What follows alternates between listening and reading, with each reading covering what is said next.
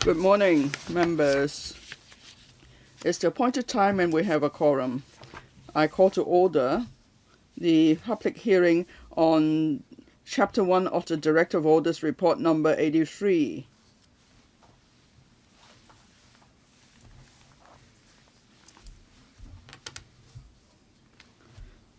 And Chapter 1 is Nano and Advanced Materials Institute. This is the first public hearing. Attending the public hearing, we have the following witnesses. Professor Sun Dong, Secretary for Innovation, Technology and Industry. Mr. Ivan Lee, Commissioner for Innovation and Technology. Professor Zhang Shukhan, Chairwoman, Nano and Advanced Materials Institute. And Mr. Andy Fong, Chief Executive Officer of NAMI and his other colleagues. First of all, may I ask if members have any interest to declare? No? Then I'll hand over to the Commissioner, the Audit Director of Audit, to Professor Nelson Lam, to first introduce this chapter to us. Thank you, Chairman, for inviting us to attend the public hearing. I will briefly take you through Chapter 1. The Audit Report number 83. That's Nano and Advanced Materials Institute. First of all, I would like to thank the Innovation Technology Commission (ITC) and NAMI colleagues for their full cooperation during the audit. There are 5 parts to the report. Part 1 gives the background to the audit review. The NAMI was set up in 2006, is responsible for coordinating and promoting the R&D, the research and development of new advanced materials and nanomaterials, and also is responsible for promoting commercialization. Now, as at the 31st of July 2024, the total amount approved was $1.51 billion, is to support the operation of NAMI. And then the audit findings are in chapters 2 to 5. Chapter 2 is Part 2 is project management. Part 3, industry income and commercialization. Part 4, administrative expenditure and corporate governance. And Part 5, other issues.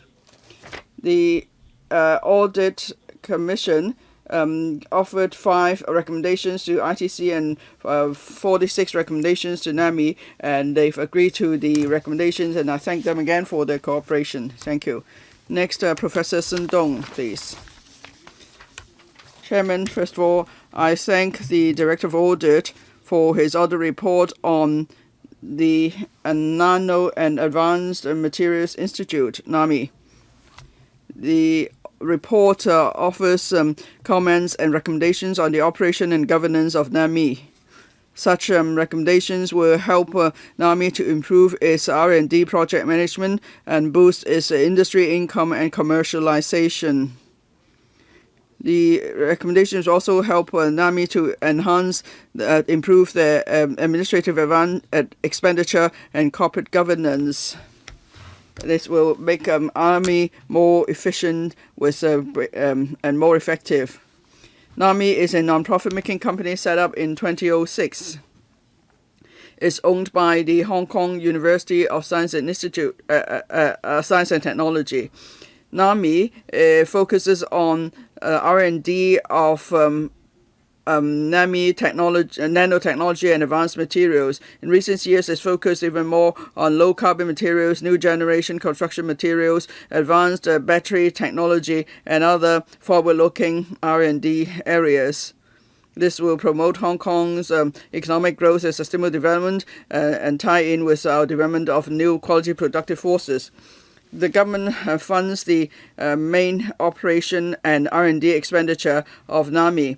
NAMI Board of Directors is responsible for steering the operation and development of NAMI. NAMI must submit annual plans, board-approved annual plans, report, financial statements, and audited accounts, quarterly report and other performance indicators to ITC, so that ITC could oversee the operation and performance of NAMI from a macro perspective. And then ITC will report regularly to the Legislative Council. Over the past decade or so, our NAMI has been promoting the collaboration of the government, industry, and academia. It has the mission of promoting technology transfer. It's involved in various R&D projects involving partners such as SMEs and the large corporations on the mainland. It then puts its R&D outcome to use. For example, the Hong Kong Housing Society has adopted the super light and strong concrete technology developed by NAMI and used it together with MIC in building the elderly housing in Yut Ming Estate in Sha Tin. And then NAMI has won various awards such as the Edison Awards. So we fully recognize the work of NAMI. NAMI is funded by the government. We do appreciate that there's need to make sure public funds are put to good use. So we take this audit report very seriously. As a company, it goes by the governance, corporate governance guideline. And if there is any room for improvement in the guidelines, then improvement must be made. NAMI will continue to work harder on the R&D and promoting technology transfer as well as commercialization. The government will also step up its supervision, and the NAMI Board of Directors will do the same. And we will implement make sure we know that NAMI has already implemented most of the recommendations in the report, where we will actively follow up with NAMI on that. Finally, the Hong Kong I&T Development Blueprint has pointed out the direction of development for Hong Kong. We need to speed up the development of new quality productive forces, and the government must further reform the various public organizations. So we will work together with NAMI, make sure that there is synergy effect, and then we will certainly make reference to the recommendations of the audit report as we rationalize the arrangement. So we and colleagues of NAMI are happy to answer members' questions. Thank you. Thank you, Professor. Next, Mr. Andy Fong, Chief Executive Officer, NAMI. Thank you, Chairman. Good morning, members. On behalf of NAMI, I would like to thank the Audit Commission for its work, and it's come up with various recommendations. We are actively following up and implementing the 40. We have implemented 40 of the recommendations. The remaining recommendations will be completed within this financial year. Before I take questions, I would like to speak on 4 areas of the report. First, project management. Now, NAMI focuses on technology R&D. Through technology transfer, we help different industries to upgrade and transform, and we commercialize R&D outcome. But then with R&D work, it's affected by various technical factors that is beyond our control. But in October this year, already we made adjustment to our project management arrangement. We've stepped up the role of the project administration team. There is active management and follow-up on R&T teams, and weekly report to me and the chief officer so that we could identify problems early. And then because of the economic situation, we face a challenge because we serve mostly SMEs. And still we have tried our best to explain the technological advantage of NAMI, and we want to encourage different sectors to be involved in R&D work. And then thirdly, laboratory safety. We have stepped up supervision. We have increased the number of surprise inspections, and there's also retraining of staff. That's the first area. Second area is industry income and commercialization. Now, we've been trying to promote the brand NAMI through exhibitions and road shows so that there will be more businesses working with us on R&D projects. And then we've made use of the Shenzhen R&D Park as the base to promote collaboration in the Greater Bay Area with and with other mainland cities. We have come up with various authorization approach so that we could be more flexible in supporting our industry partners, enhancing the benefits of R&D transfer.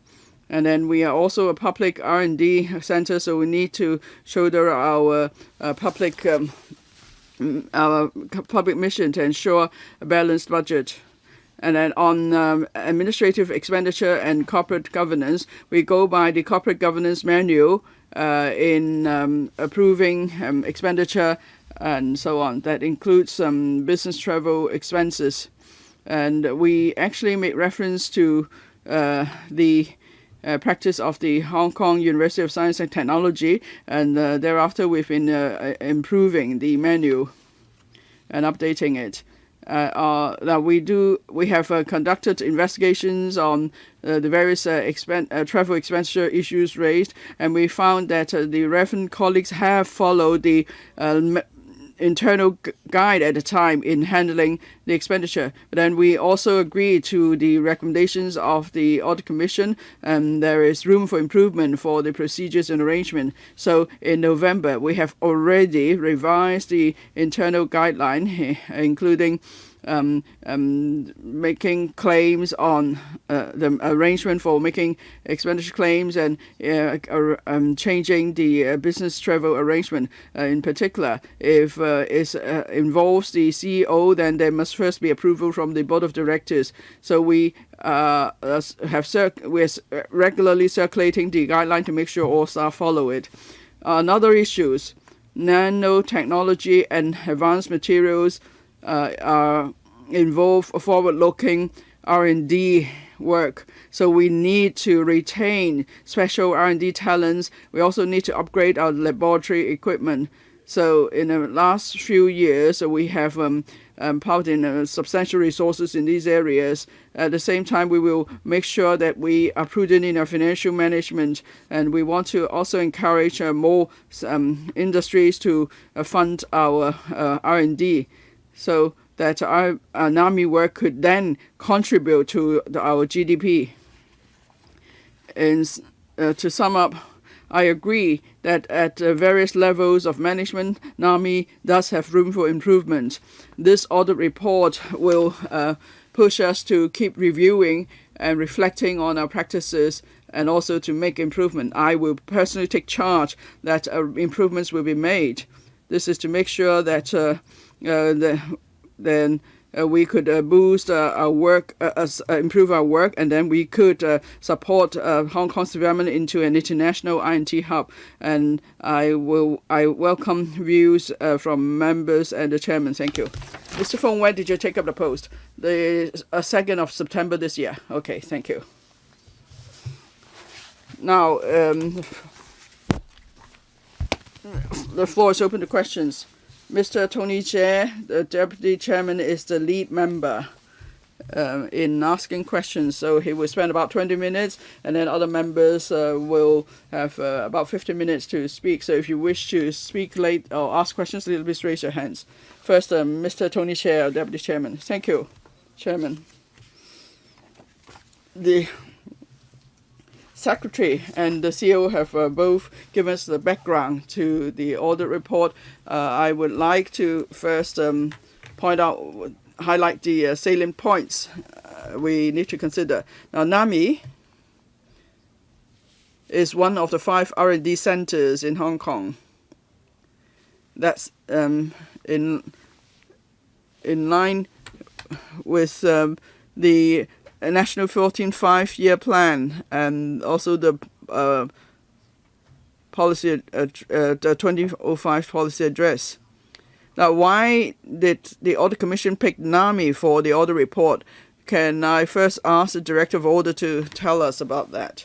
Because I understand there are 5 R&D centers. Initially, we were to consider the 5 R&D centers, but eventually NAMI was picked. Could you explain the reason for that? Professor Lam. Thank you, Chairman. Thank you, Mr. Chair. Now, I think NAMI is the only one of the 5 R&D centers that we have not conducted an audit review on, so that's why we picked NAMI this time. And in fact, we would like to thank members for suggesting, because you noted the various figures in your panel meetings, and that's why we decided to pick NAMI for the audit review. And the Chairman, Mr. Jay, put it right. Now, INT is something we will promote proactively and apply in substantial resources, as Professor Sun and Mr. Feng pointed out. But then it doesn't mean that we apply resources and then we let it be. We need to have proper supervision. That's why we picked NAMI. Okay, so NAMI, it's the first time that you do an audit on this. What about the other R&D centers? Have you conducted audits on other centers? Yes, we have. For example, ASTRI, we conducted an audit review in 2007. And then we found that some of the findings are very similar to those for ASTRI. If you can refer to our audit report number 48. And very unfortunately, some of the issues identified are similar.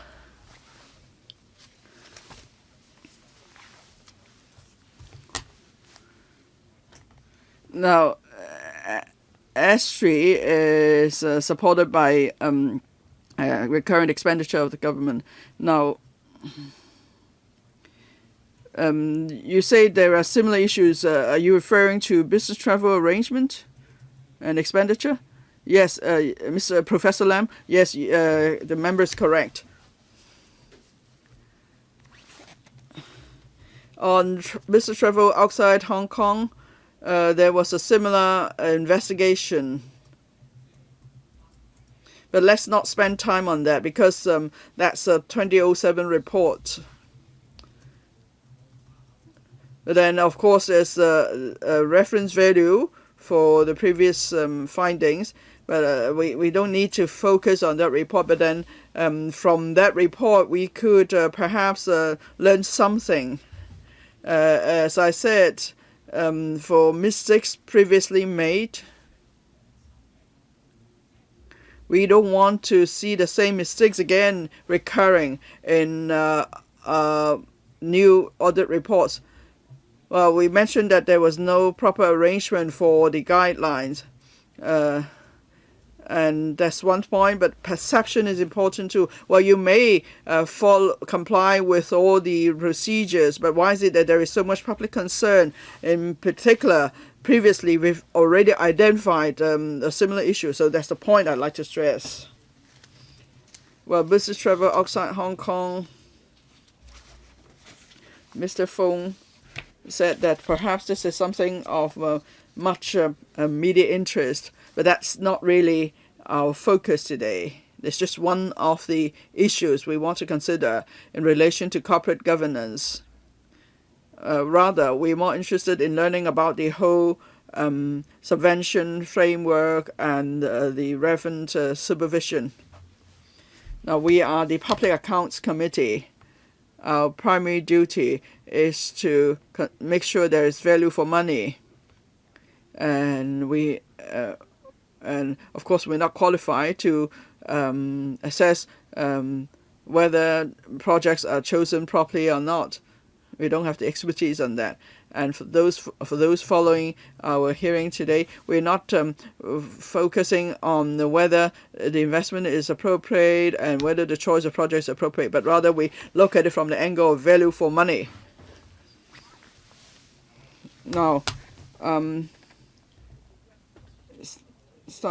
let me start with some questions on the report.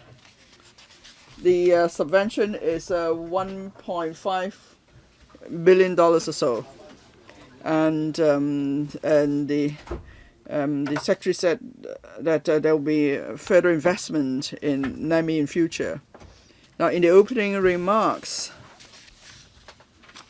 it said that there will be the merging of NAMI and ASTRI. So how will it affect government subvention? Who will take that question, please? Professor Sun, as early as last year, 2023, in the second half, we have been looking into the possibility of merging the two institutes. We have reference to the future direction we are going to take for public R&D centers and the relevant areas. Early this year, internally, we have a report done by the ITC. It wasn't announced, but we have been making preparations.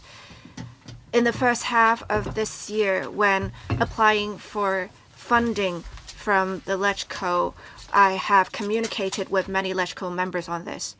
Many LegCo members are aware of what is happening. Having obtained approval from LegCo members, we have first taken forward the merger between the ASTM and the Productivity Council.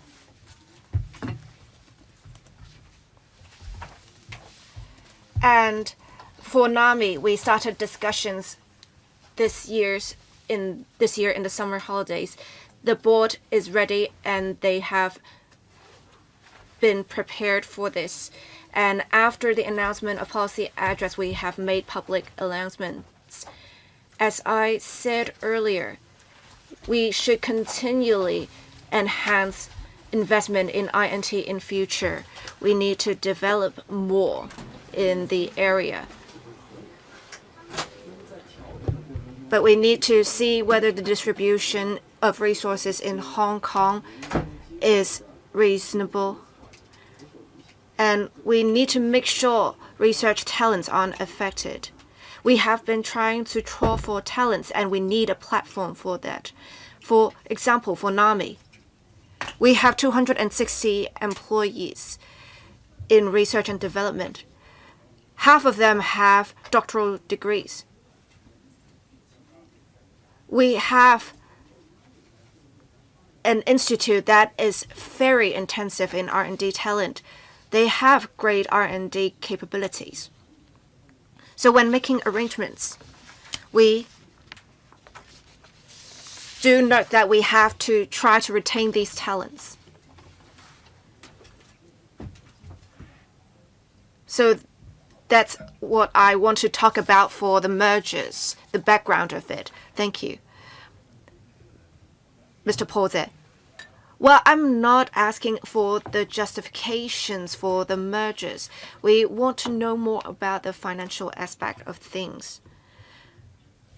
So I want to know, since we have an agreement with the HKUST, we do not have the agreement with us, but if necessary, we may look into it. I believe NAMI also has one in accordance with the law. NAMI's commitment is supposed to end in 2028. So in the next few years, we will have commitments of 870 million, 800 million, and $900 million, which is why I'm asking about the financial aspect of things. What are the plans of the Bureau? Thank you. When we are considering restructuring and mergers, we were making reference to the future INT needs for Hong Kong. For public R&D centers, the government must invest in such centers. If they are operating on a self-financing basis, they won't do as well as other private companies. But we, of course, want to try to save costs, for example, by restructuring. And before, they have already talked about releasing ASTRI, the University of Hong Kong. That's why we explored the possibility of merging Astri and NAMI. As for future expenditure, I'm not sure about what you said, the figures. From what I know, it should only cost about $100 million.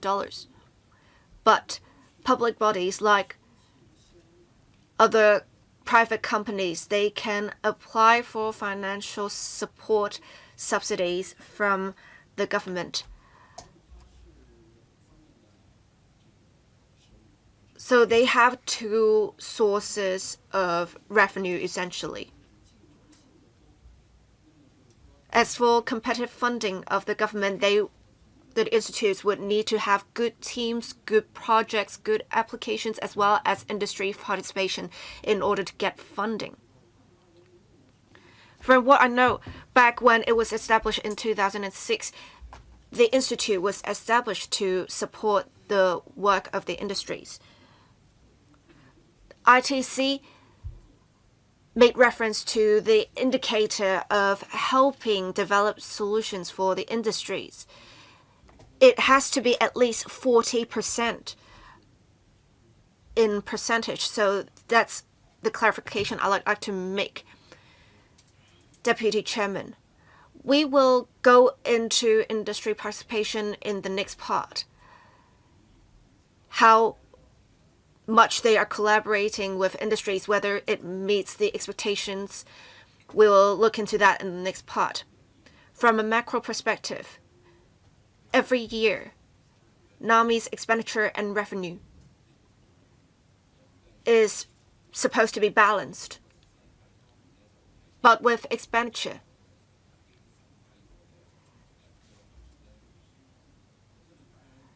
there is supposed to be an audited budget and accounts. I want to ask, how was the budget formulated every year? Excuse me. Wait. Witnesses, let me call your name before you speak, because the technician colleagues would have to pan the camera to you before you actually speak. Thank you. Mr. Ivan Lee, Commissioner for Innovation and Technology. Thank you, Chair. Every year, the management of the relevant institute would make a proposal, and the committee under the institute would discuss the proposal, and then the proposal would be vetted by the board, and the accounts, the budget, as well as the work of the institute would then be submitted to the RTC. Thank you. Deputy Chairman. Well, I want to ask about Table 1.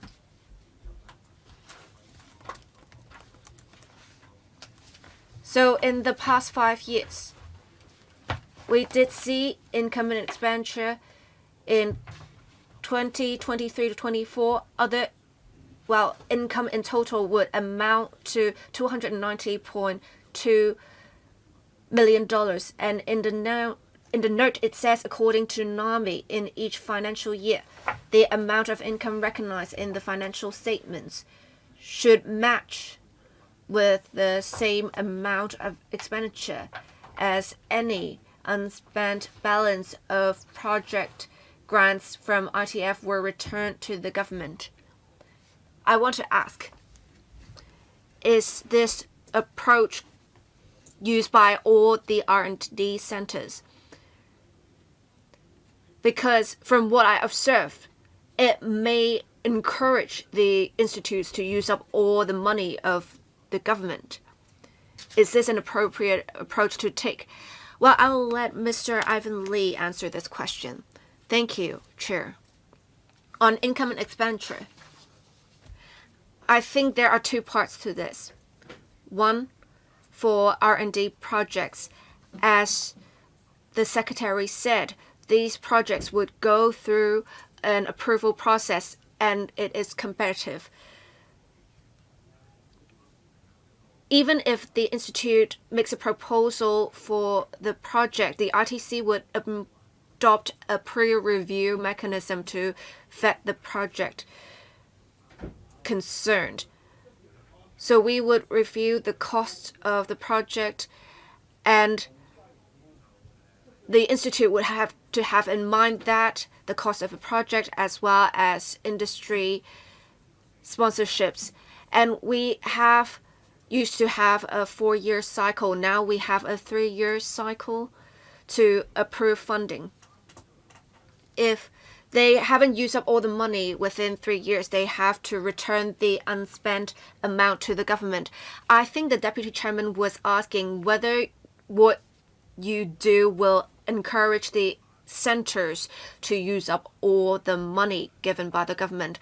I believe the management of the institutes would have to have justifications for any money spent, because they would have to undergo audit. There would be an independent audit report. If they're spending money without justifications, that shouldn't be allowed, and that should be minimized, these occurrences. Deputy Chairman, I would like to thank you for asking the follow-up question. Now I would like to ask about performance indicators. If we look at the past 5 years, for the first 4 years we would get 30%, and after that it has been increased to 35%. What is the reason for increasing 5%? Well, who is going to answer this question? Secretary. Well, I think that then CEO is not here, so I will try to explain perhaps the rationale behind this.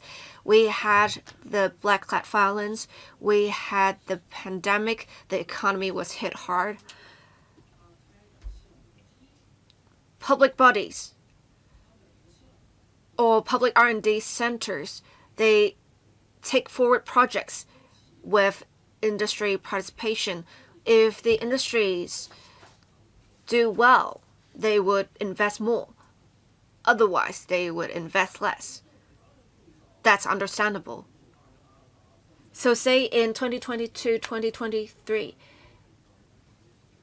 it wasn't that good. It was only at 35%, but then for 2023 to 24, the percentage has increased to 46%. So public R&D centers,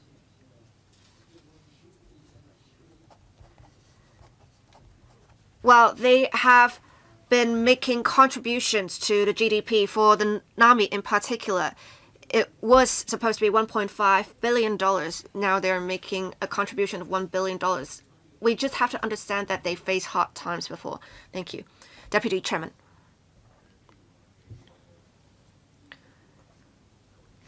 Well, I want to ask about D in particular, number of organizations benefiting from the public sector trial scheme PSTS.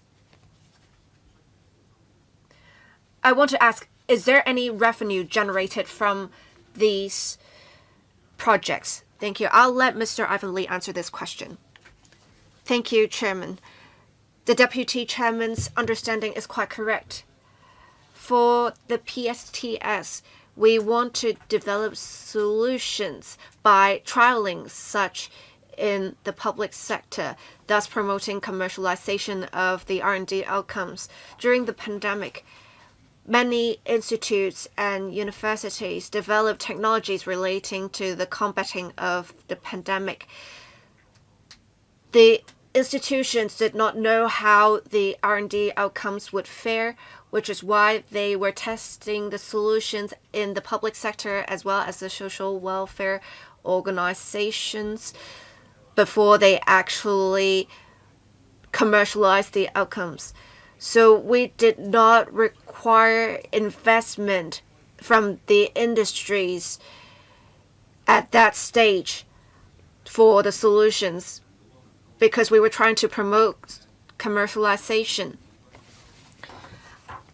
Due to time constraints, I will have only one more question left. For 1.15, I want to ask, it says that NAMI completed some projects, and it includes various projects such as the PSTS projects, collaboration projects, as well as the INT fund projects, platform projects, seed projects. So what is the distinction between these and what is the breakdown? I'll let the NAMI representatives answer this question. Ms. Yu, thank you for the 242 projects. As for the breakdown, we did not provide such. We only provided a breakdown on the categories of projects.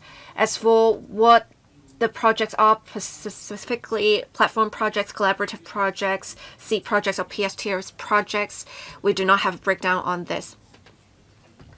Well, I would like to say this: for each of these categories, we may have different forms of revenue and amount of revenue generated. Can you provide a breakdown after the meeting for members' reference? Well, I suggest we can provide such information as soon as possible after the meeting. Let me say this again.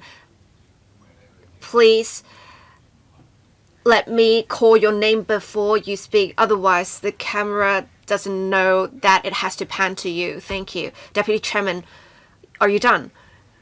Yes. So we now have Ms. Carmen Khan, Mr. Luk Chung Hong, and other members who are going to speak. Thank you.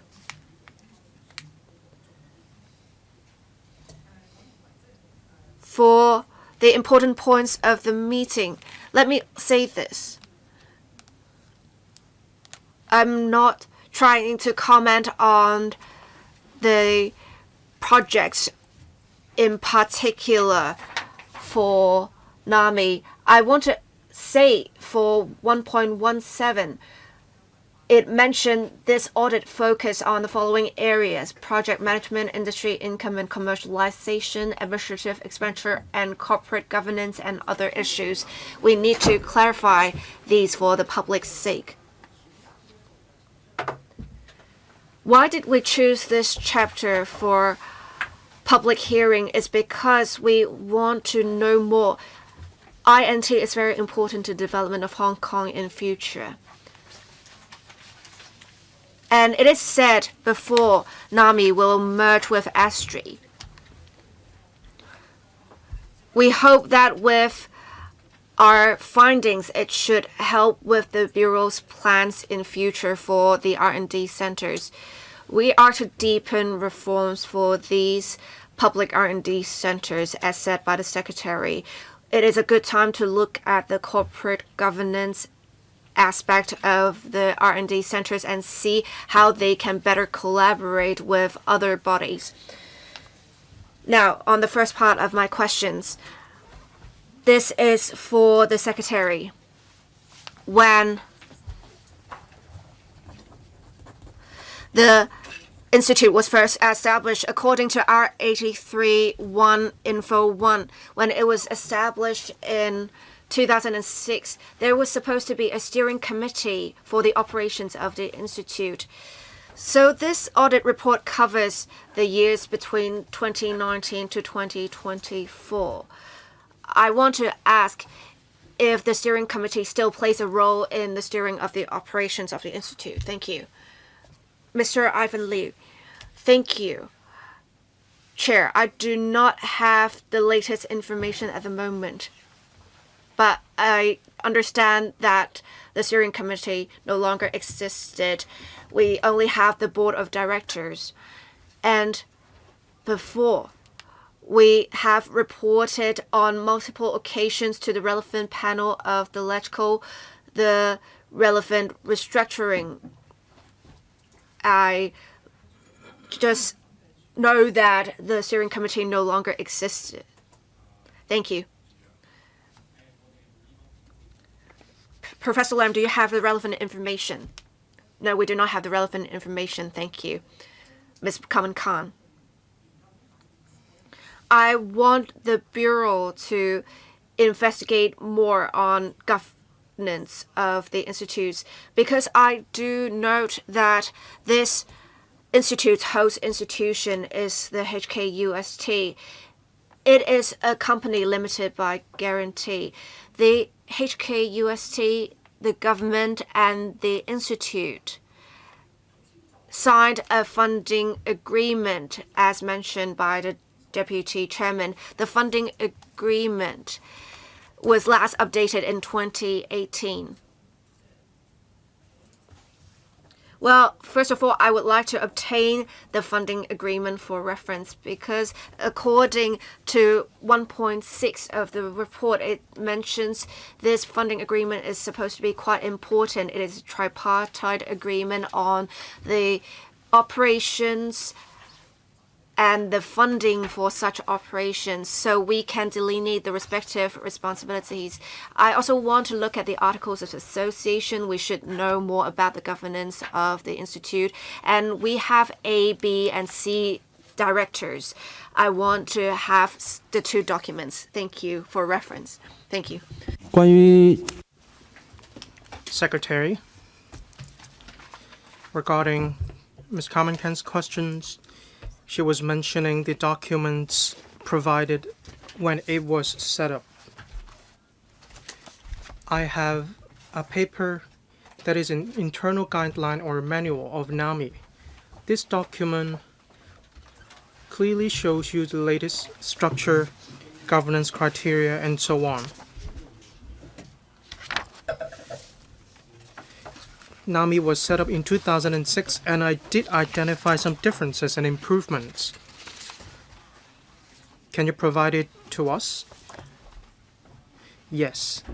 This document was issued in May 2022. I'll ask Mr. Ivan Lee to supplement. Another important document is a tripartite funding agreement. We have updated the agreement.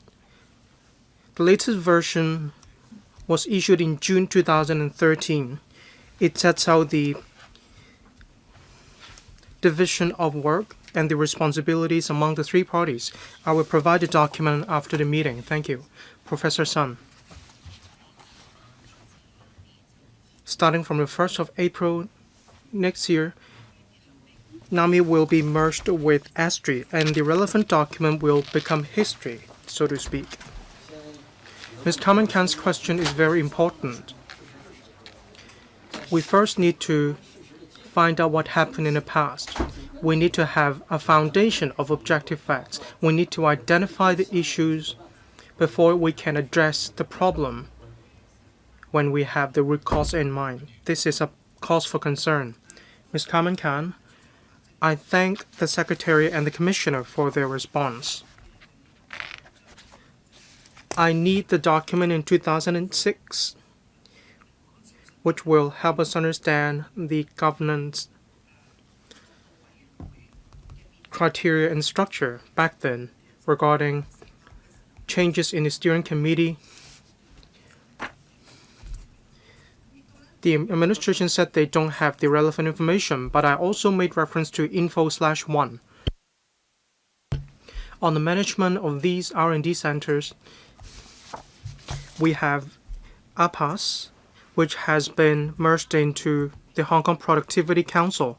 NAMI will be incorporated into ASTRI, so we're not going to have 5 R&D centers. Do we still need a high-level steering committee to oversee these research R&D centers? I hope to have standardized arrangements in relation to these 5 R&D centers. I don't want these, I don't want what we pointed out are only applicable to NAMI. Actually, they can be applicable to all R&D centers as well. When we have only 3 R&D centers in the future, or even 4 R&D centers, the same governance structure or criteria will also be made applicable to them. Any response? Professor Sun? I'd like to ask Mr. Ivan Lee to supplement.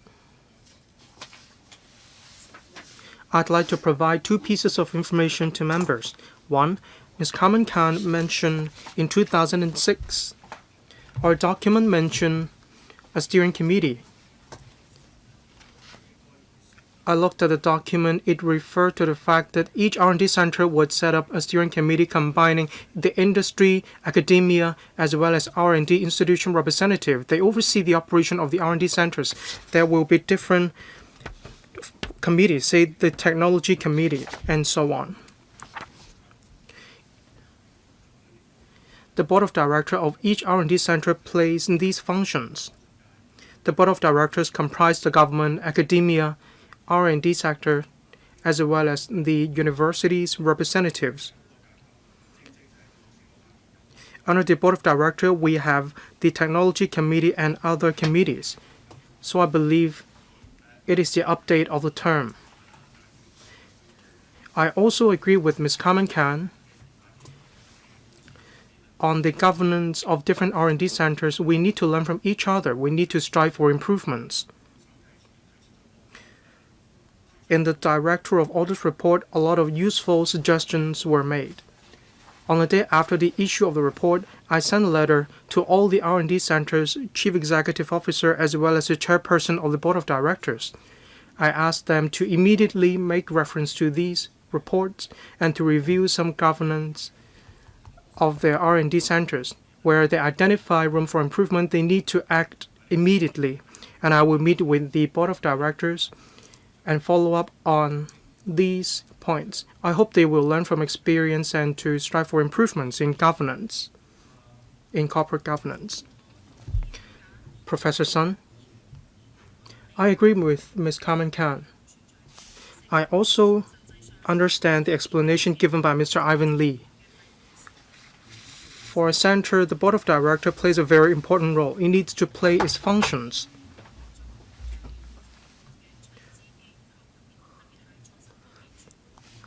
The ITC plays a very important role as well. I don't want to use the word monitor.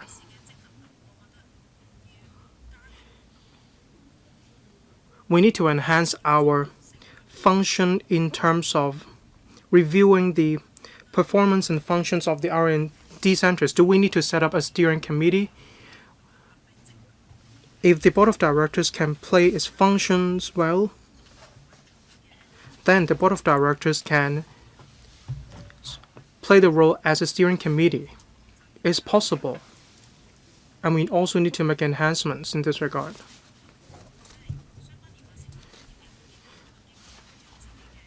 These R&D centers have their own establishment background as well as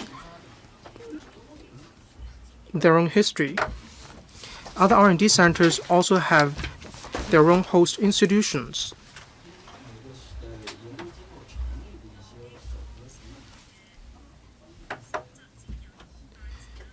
The R&D centers have roughly the same guidelines, but they vary from one to another.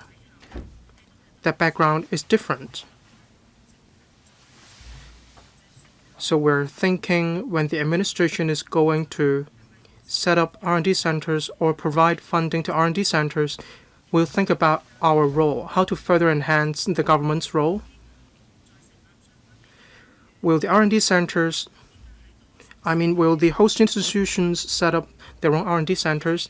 This is also a direction we're reviewing.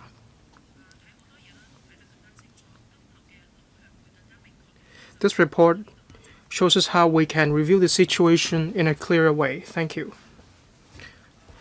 I thank you, the Secretary, for leveling with us. Based on what Mr. Ivan Lee said, when the steering committee has changed to the board of directors, NAMI's board of directors is responsible for monitoring the operation of NAMI as well as its development direction. We'll need to see if the board of directors can play its function. Among the ITC, the UST, and the board of directors of NAMI, can you tell us their respective responsibilities? I will ask Mr. Ivan Lee to take this question. The responsibilities are set out in the tripartite agreement. The government provides operation expenditure. We will review the work plan, annual work plan, as well as the budget and the annual report.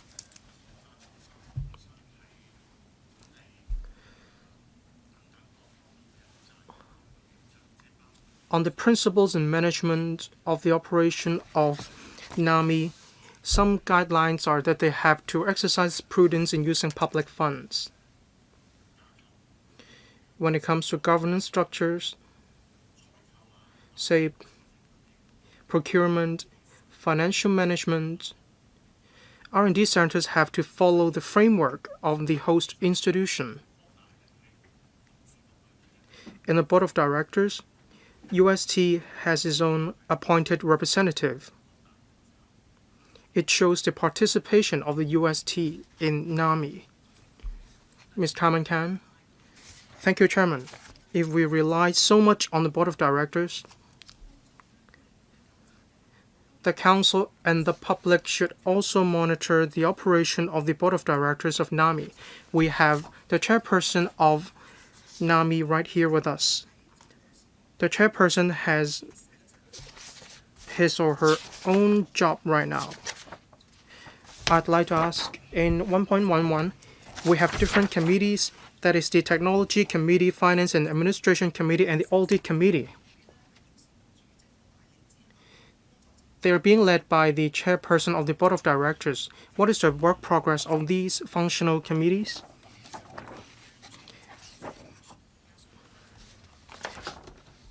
I will ask the new chairwoman, Professor Chang, to take this question.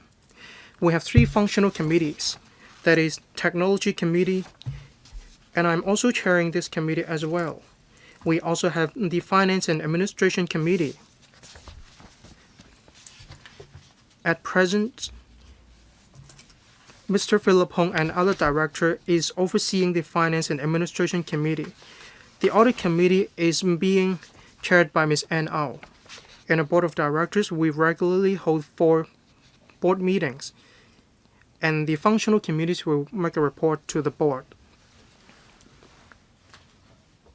Do you need further information? Well, thank you, Professor Chang. Ms. Carmen Khan, according to Chapter 4 of the report, we can see the operation of these 3 functional committees. We identified issues. For the subcommittee under the Technology Committee, it didn't hold meetings in accordance with the requests or requirements. And we'll come to that in Part 4 of the report. In these 3 functional committees, there are representatives under them. In the relevant committees, what is the role of the ITC? Mr. Ivan Lee. Thank you, Chairman. The Board of Directors and the 3 functional committees include representatives from the ITC as well. We are members of the functional committees and we express our views on the agenda items. We have the same role as other Board of Directors. Ms. Carmen Khan. Mr. Ivan Lee took office in June 2023.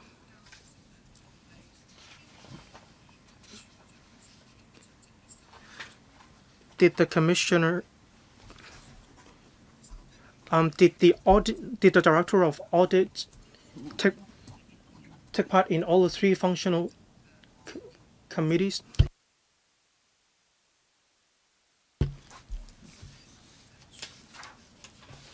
So my question is, in the past 5 years, can you tell us whether it was the commissioner of the ITC that attended the meeting or other representatives who attended the meeting?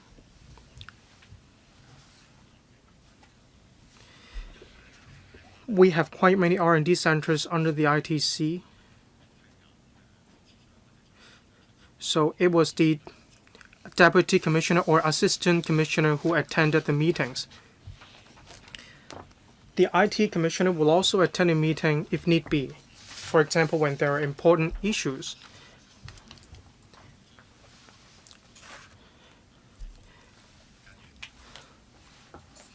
Ms. Kaman Khan, the Board of Directors plays a very important role. Can the Secretary tell us more about the operation and the governance? Do we have paid Board of Directors sitting on the board? For A, B, C directors, what roles do they play? Secretary, based on what I know, there are no paid directors. Under the government, there are hundreds of public organizations. The Board of Directors have their own operation under these organizations. They have their own monitoring responsibilities. The government could not manage these R&D centers in great detail. So we'll have to review and vet the work of the R&D centers, and we also have to conduct follow-up work. Regarding the relevant guidelines, I will ask Commissioner Mr. Ivan Lee to tell you more.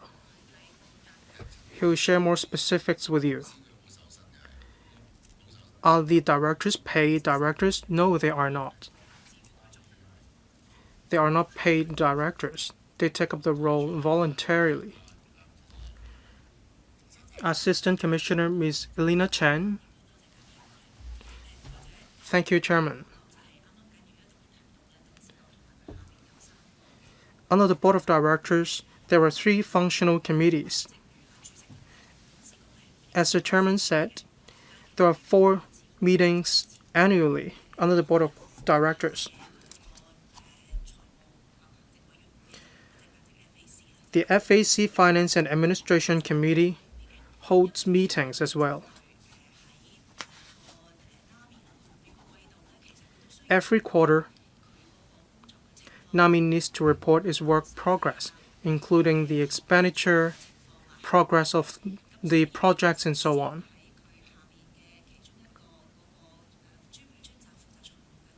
So in the FAC, they will go over the budget and the progress of the work first. I myself attended the meetings of the FAC as well.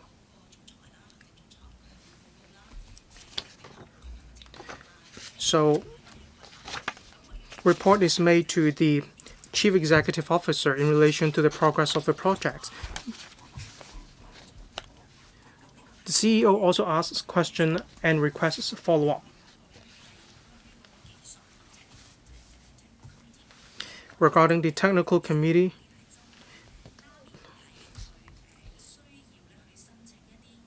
when NAMI needs to apply for funding for projects, NAMI needs to make suggestions as well as proposals. These have to be approved internally by the Technology Committee before applications are made to the ITF, Innovation and Technology Fund. In the Technology Committee, colleagues from the ITC are also on the committee. We take part in the Technology Committee as well. Regarding the Audit Committee, NAMI itself is a company. It engages an independent accountancy firm for internal audit. So in the Audit Committee, one of the important responsibility is that the independent auditor conducts internal audit on NAMI. They report the findings of the internal audit.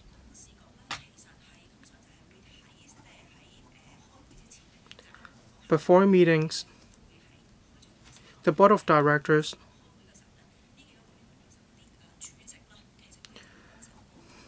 the chairperson of the functional committees make a report to the Board of Directors for the directors to have a better picture of the operation. The CEO and other colleagues of NAMI will also explain. Thank you. 我在 Professor Sun Dong, if I may add, Chairman, how do we select the directors on the board? Well, yes, they are appointed, but then before we appoint each director, we have to explain why we are appointing that person. And of course, the appointment is made by the University of Science and Technology, and then the government and UST actually work very closely together, and we are very prudent in the choice of directors. Thank you. Okay, it's already 23 minutes, Ms. Khan. If I may just follow up on the composition of the board. So you have another question still? It's in response to the answer just given. Now, para 4.22,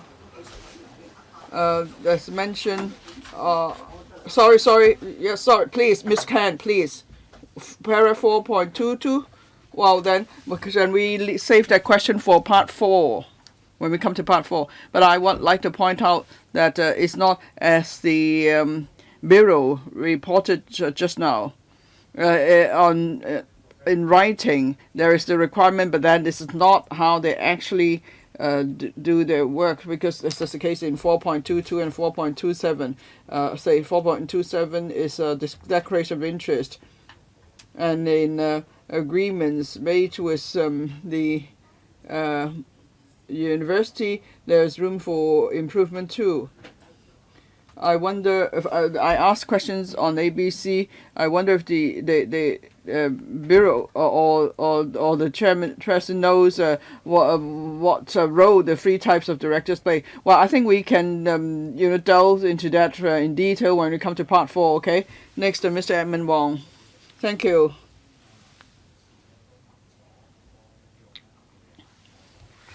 Just now, members asked many of my questions, so I won't repeat them. And ITC said that they will consider this report together with the other R&D centers and government-subvented organizations. That's exactly the question I want to ask, whether in the light of this report, the Bureau will look at the work of the other R&D centers, because we want to make sure that public funds are used properly. Now, Table 1.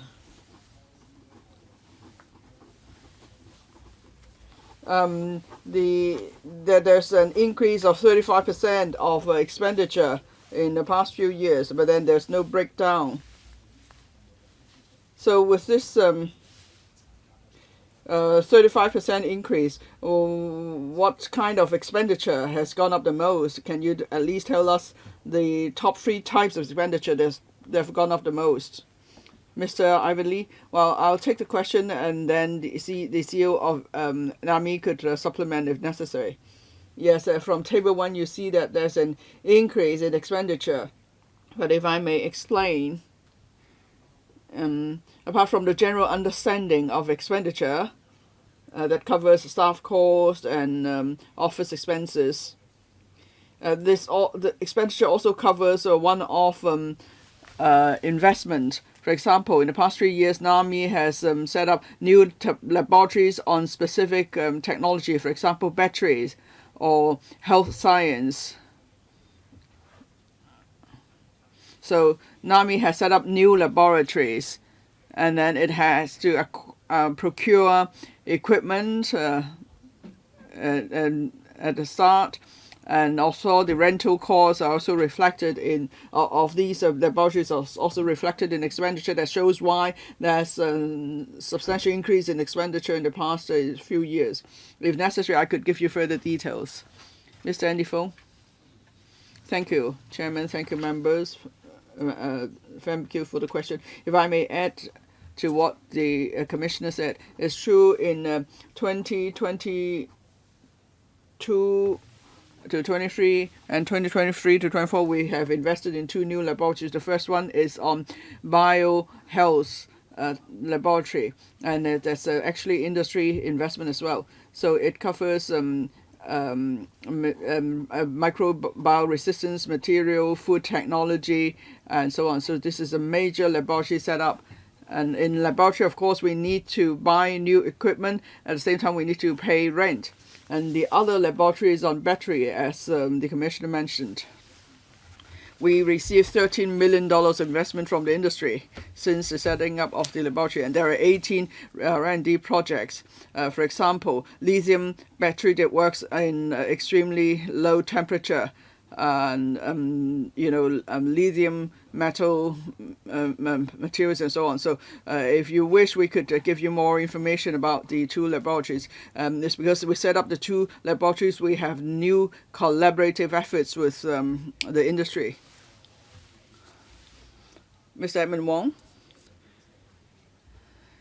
Yes, I could follow the need for capital investment as mentioned by the Commissioner, but then NAMI is a guaranteed limited company, so its financial statement should be prepared in line with the relevant standards of the Hong Kong Certified Public Accountants Association. So that should not come under administrative expenses. There should be a separate item on capital expenditure. For the government, its accounting is on a cash basis. So expenditure is seen as expenses. But then in a case of NAMI, it should not be like that. I wonder if the department or Audit Commission have anything to say. Professor Sun Dong, well, thank you. I thank Mr. Edmund Wong for this very good suggestion, because we also notice the same issue. I think in future there's need to improve this table. So NAMI colleagues, please make reference to the members' suggestion. Mr. Ivan Lee, if I may add, now since the setting up of NAMI, each year we give a report to the council, and it's based on the government's accounting approach. Now, I'm not an accountant. I understand accounting of the government is a cash-based accounting. Of course, this is a limited company by guarantee, and there's an audited account each year. And as Mr. Edmund Wong said, that account is prepared based on the relevant established criteria. But then when we report to the council each year, we follow the government accounting approach. Director of Audit, anything to add? Well, just now there's a question on accounting criteria. I don't want to go into details. For example, Hong Kong accounting criteria 36, 38 or whatever. Anyway, if I may just supplement with some information. There's mention of the two R&D laboratories. Well, the rental costs account for part of the expenditure, and that's operating cost. And then as for the procurement of equipment, that's capital investment. So part of that ought to be regarded as capital expenditure. The member was right. As for R&D expenses, my understanding of the Hong Kong accounting criteria is that most of that should be regarded as expenditure. Not much of that could be regarded as capital expenditure. Anyway, today we're not talking about accounting criteria. Mr. Edmund Wong, if I may confirm further. So there are two sets of accounting practice. One is the government's cash-based approach. The other is reports based on the requirements for a limited company by guarantee. Is that correct? Yes, that's the case. Deputy Chairman asked about income and expenditure. How come it's the same each year? How come they're so consistent? Because it's so consistent.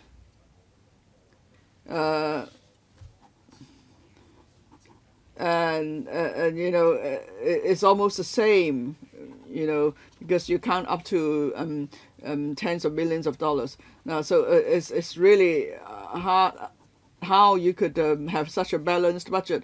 Even for the government, the budget may vary year from year. How come you are able to have such a consistent budget each year? Can you explain that? I want to learn from you. Ms. Ivan Lee.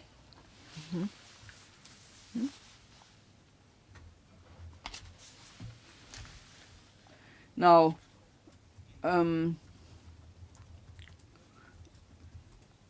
we don't have a mechanism for supplementary provision. That's why then we must really watch it as a budget very carefully. So it has to be very accurate in projecting costs, say for an R&D project. Chief Operating Officer, Ms. Jenny Yu. Now, each year when we prepare the annual budget,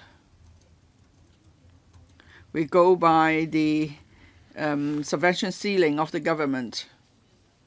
And then we also have regard to our operating needs. For example, how many laboratories we need, how much rent we need to pay, how much staff cost is involved. So those are factors we consider in preparing the budget. Each year, we'll go by the budget. And now, of course, we are prudent in our finances management. And if there's any surplus, we always return it to the government. And we won't try to use up all our budget just because we don't want to return the surplus to the government. Because we go by our annual plans in formulating the budget. Table 1. Now, it seems that the income and expenditure balances us out completely. Well, that's because it's the agreed presentation format with the Audit Commission. Director of Audit. Thank you, Chairman. From what I understand, we have proposed deducting the expenditure from income and to come up with a figure, but then the enemy insisted on this approach because they do accounting on an accrual basis, and the surplus needs to be returned to the government. So therefore, income certainly will be the same as expenditure. As for the profit and loss, it will always be zero. So that's why we suggested that you shouldn't go by your financial report, but rather you could just deduct expenditure from income, and then the difference is the government subvention, because you have to return any surplus to the government in any way. But then NAMI insisted on preparing the table based on its accounting on accrual basis. Well, then now I follow what the director said, because if you spend more or less, you have to return the surplus to the government. So is it the case that in the past 5 years you have a surplus, or actually you have a deficit? So can you confirm that the expenditure is exactly the same as expenditure, or has there been any deficit or surplus?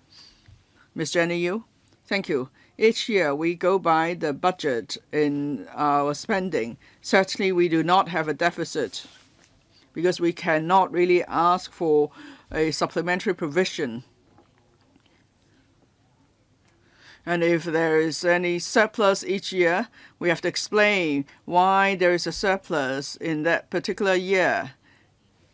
Is it because we have a vacancy, so we have saved on staff costs, or maybe we're not able to proceed with certain activities, or what? But in any case, all the surplus will be returned to the government each year. Let me try to repeat what you say to see if I've got it right. So in the 5 years, there is no deficit. You have not spent more than the subvention, but then there is a surplus that you return to government, and that goes under expenditure. That's why your income is exactly the same as expenditure. So each year you do have a surplus returned to the government. Is that the case? Yes, that's the case. Okay, now it's totally clear. Because if I see that income is exactly the same expenditure, I don't see how you could spend so precisely. So perhaps the government could refer to the way the NAMI in handling the finances. Is good saying that they have surplus returned to the government.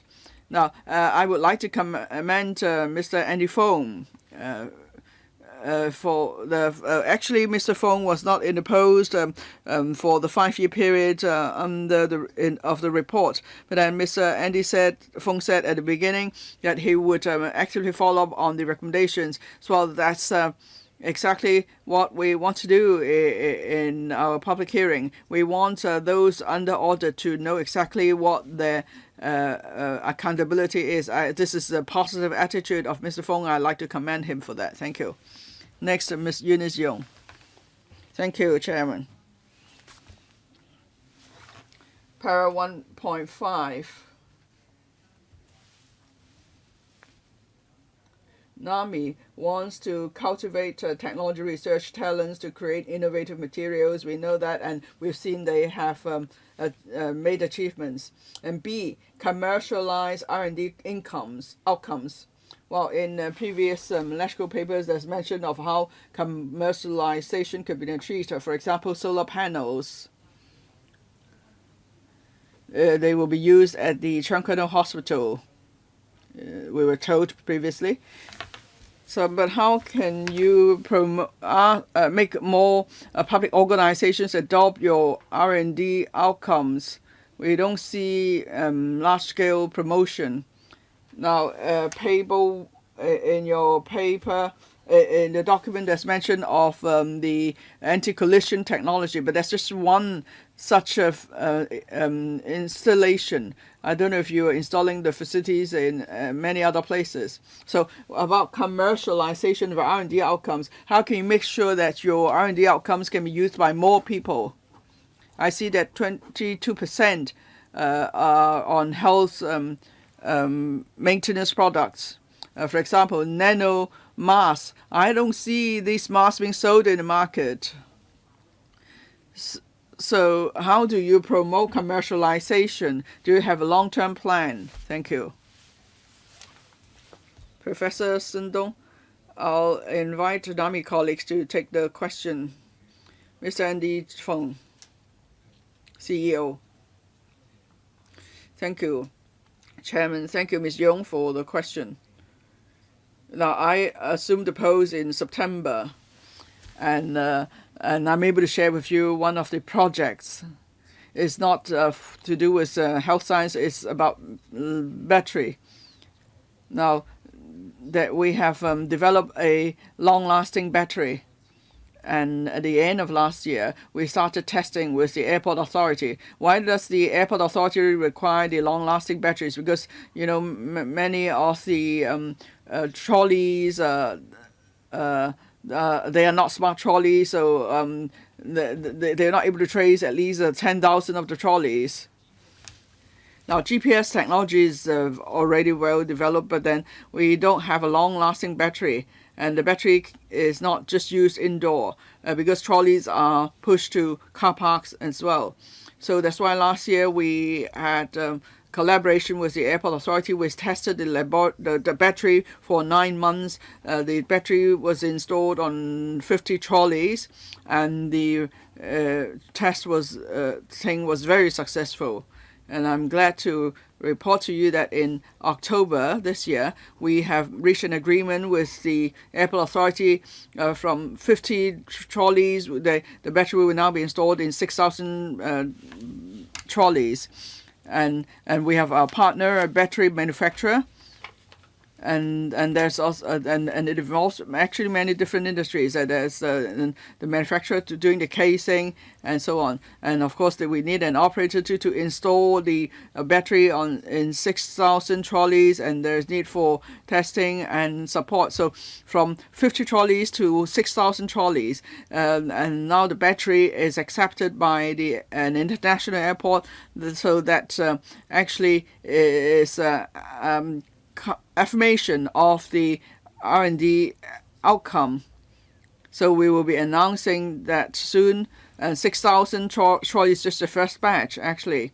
There are other dollies and other trolleys for cargo loading and unloading. So then the battery could also be installed in other trolleys and dollies. So we believe this technology is not just for airports.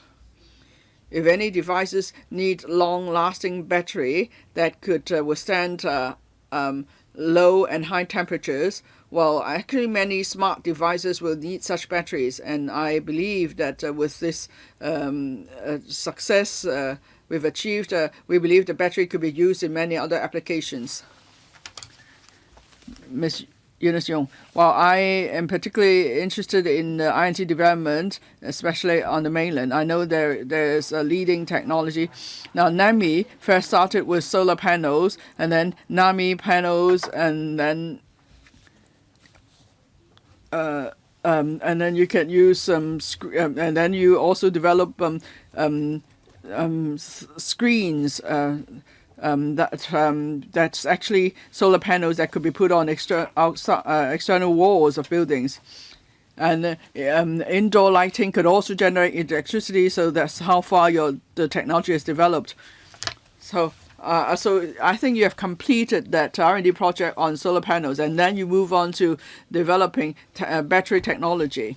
I understand you have already completed the solar panel project, but then in other countries, the solar panels are so advanced in such a way they could be rolled up. The panels could be rolled up, and they could be wrapped around pillars, for instance. So I wonder if NAMI is just working on its own projects. It doesn't actually follow the latest technological trend in other places or on the mainland. The way I see it is not so advanced, really. So compared to the mainland, it seems that you're just doing your own work. And now, how can you actually follow the 14th Five-Year Plan or collaborate with the Greater Bay Area? I'm going to make sure that Hong Kong has the leading technology. It seems that we're still using old technology. We've been developing technology for over a decade. It's still not that much advanced. Last year on the mainland, they already won an award for the latest technology. And then there's also satellite that's solar powered. And you are not using solar power GPS, you're still using battery GPS. Does it mean that we are not that innovative? Is that the case? Right. We are today supposed to focus on the Director of Audit's report. We are supposed to ask questions on the report. As for products or direction to take, whether the efforts are successful, it shouldn't be a focus area. But since Ms. Yong already asked such questions, I'll see if the Secretary has anything to say about that. I myself do not work with materials, but I would say that NAMI has been doing well. For the 5 R&D centers that we support, NAMI has great research capabilities. It has received R&D 100 award. It has also received the Edison Award. Half of the research talents at the institute are doctorate graduates, and we have professors from different institutions working at the institute. As for the specific project that the member mentioned, I am not familiar with it. I'll see if Mr. Feng has anything to add about this, but I would say this. NAMI, when established, it was supposed to support the work of the industries. They need to consider the cost effectiveness, economic efficiency. There may be major breakthroughs in technology, but in certain use cases, some options, the less advanced options, may be better. So let's look at the macro figures. NAMI has made great contributions to the GDP, and I believe they have made over 1 billion contribution in GDP before. But of course, there is always room for improvement. With mergers, we believe we will achieve new breakthroughs. I'll see if Mr. Feng has anything to add. Thank you, Mr. Feng. Thank you. Well, the question of the member was why we chose this technology for commissioning. It was originally 50, and then we are commissioned to produce for 6,000 trolleys. Let me say this is still an advanced technology. The airport authorities was looking to resolve this pain point for long. They have liaised with many manufacturers, including mainland manufacturers. This is a technology, while local, but receive international award from an awarding company in the United States. It is a technology that would provide long-lasting batteries. It is a breakthrough in the area. I guess we did not do much or enough in promotion. So what we're doing now is to commercialize the R&D outcomes to reward the government for their money spent. So one, we are trying to expand the scale of production, and then two, we are making use of advanced technology.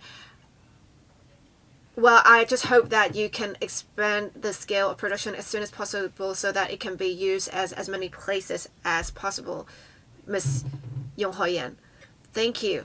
Well, I wonder if the Institute can operate on a self-financing basis.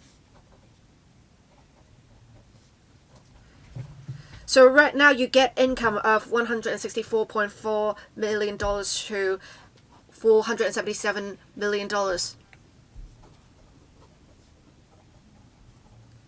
So right now you are getting, say, $60.4 to $42.8 million.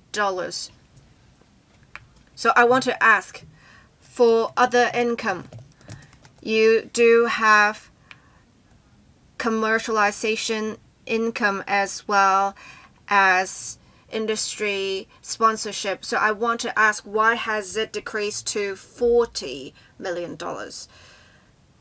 I'll let NAMI colleagues answer the questions. Is it Ms. Yu, COO, who's going to answer this question? Yes, thank you, Chair. In the past few years, from 2021 to 22, for other income, it has remained more or less stable, while we had a business environment that was not doing so well. As for commercialization, during the pandemic, it did take a hit because many companies' work was disrupted by the pandemic. Our income has decreased because income from commercialization has decreased because some companies told us that they were facing difficulties in their operations. It had delayed the progress of commercialization, and it had slowed NAMI's returns to the government. Well, I want to ask about the contract research projects for 1.16b. Are you talking about the collaborative projects or the contract research projects? I want to ask, how is your team planning to do better with commercialization that is like what you did with the 6,000 trolleys? You are working with some industry organizations to test out some applications at some local companies, but these are just prototypes or samples, not actual products. How can you do better in this area? Right, paragraph 1.16 for collaborative projects.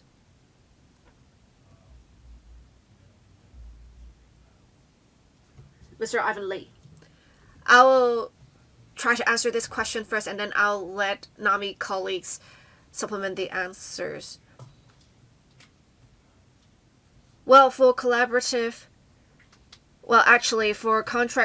projects, it will be financially supported by the industry only. As for collaborative projects, if there is an industry contribution of at least 30%, the intellectual property rights will be vested with the industry partners if they have contributed more than 50%. As for why there has been a drop in other income in recent years, I understand that many partners of NAMI are faced with great financial difficulties.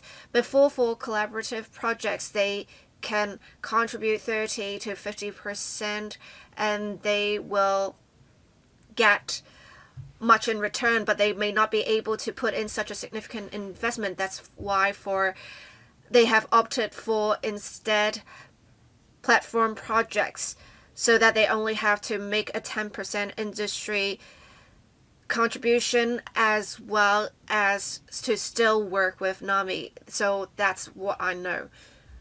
Professor Sun. Now, for platform projects, it's much harder to obtain funding with such category than collaborative projects because there will be significant investment from the government on these projects. So for NAMI, we would have a higher demand for them to provide significant contributions to the GDP. We do expect higher quality of the projects in future. Ms. Yong Hao-Yan, I want to ask for collaborative projects. Is it the case that NAMI can only work with local companies, or can they work with mainland, overseas, or perhaps specifically Middle Eastern companies? Thank you. Mr. Lee, I understand that it has to be local companies, but many companies from the mainland cities of the Greater Bay Area, they would set up companies in Hong Kong.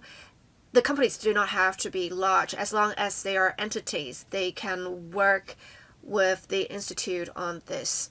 So it is not difficult for these companies to set up a Hong Kong company to work with NAMI. Thank you.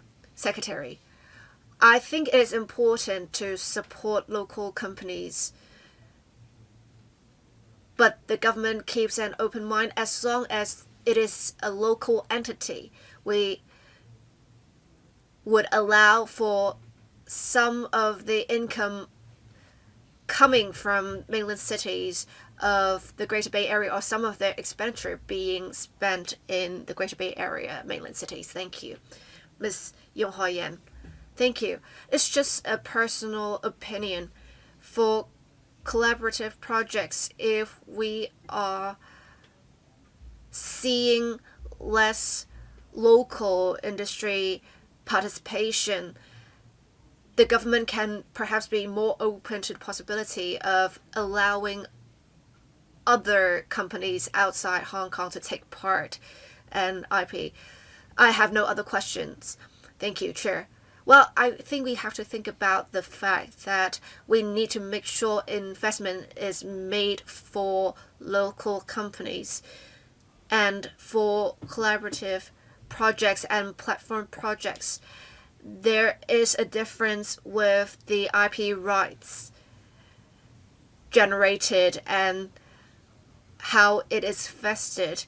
We need to make sure the generation or the revenue generated should be taxed in Hong Kong. If overseas companies are involved, matters may get more complex.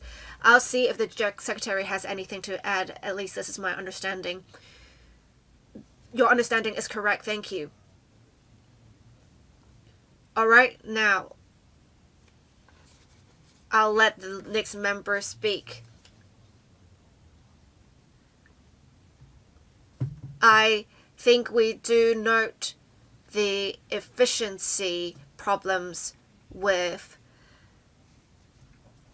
NAMI. And for paragraph 1.6, it says that for the funding agreement,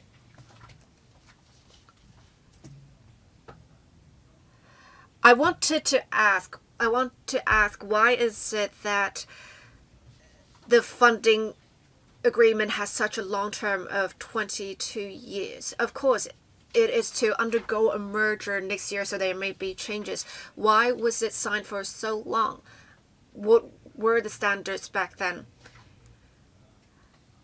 With many bodies, for example, care teams or NGOs, many of such bodies have signed funding agreements with the government. Can the secretary or CEO talk about the framework of the funding agreement back then and whether there were any performance indicators indicated in the agreement? Thank you, Secretary. The member's question is a very good one. The funding cycles were supposed to be 3 to 5 years. It was stipulated in the agreement. But it did not mention how long the government has to keep funding the institute. In 2006, when NAMI was established, there were definitely justifications for the establishment of the institute back then, perhaps with reference to the progress of technology advancements then. Like many subsidy programs of the government, there must have been justifications for the different programs. It has been many years, and we now have 19 projects. We need to really analyze whether all 19 projects of the ITC have to go on. The ITC has struggled with this, and then they managed to trim down to 14 projects. It is very difficult to make the decision to terminate a particular program, because often even electrical members would come complain to us that the industry concerned needed the resources. We should not have terminated the program, but we are moving towards high quality development of Hong Kong. We need to be more responsible. We do note what Mr. Luk Chung Hong said. For R&D centers or subsidy programs in general, we need to make sure we are making sure that effectiveness is achieved, and when it is no longer as effective, we should shut down the project. We do have R&D centers designated 18 years ago. It has since been 18 years. Perhaps it is time for some adjustments. For example, we may need to promote further commercialization, R&D applications, and them working with enterprises. Some of the good points we will try to retain and even do better. For the shortcomings, perhaps we can address them and move towards a new direction. Whatever the adjustment is, we will consider social acceptance for such change. And we need to really retain talents, as I said earlier. NAMI has many good research talents. We have many doctoral graduates in the institute. Perhaps it is the most intensive of such out of all the institutions. We hope to make sure through doing so we will move towards even better development of the centers and institutes. Thank you. Mr. Luk Chung Hong, back when NAMI was established in 2006, we just recognized the importance of developing INT. We didn't even have the then Innovation and Technology Bureau then. But I note that in 2011, 2012, 2013, and 2018, the funding agreement was updated. What were the updates then? Were there any performance indicators added? Was it the case that there was a need to enhance the monitoring mechanism, or was it just minor amendments? Thank you. Mr. Ivan Lee. Mr. Ivan Lee, can you take this question? You weren't the commissioner of the ITC though, but can you take this question? When it was set up in the 2006, the tripartite funding agreement would last for 5 years. The government then conducted a review. We found that the R&D centers, we still need these R&D centers. We then obtained approval from the Legislative Council. So we extended the funding agreement as a result. As the Secretary said just now, next year, if we merge S3 and NAMI, and if we do not need a tripartite funding agreement, we can terminate it.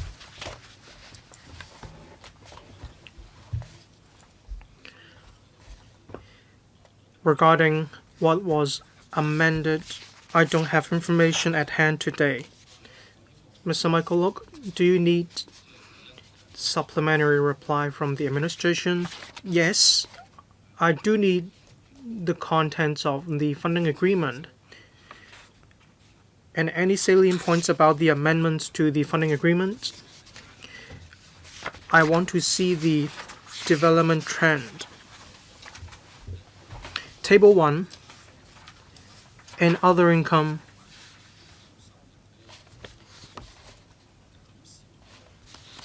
There's a downward trend in the other income in relation to project.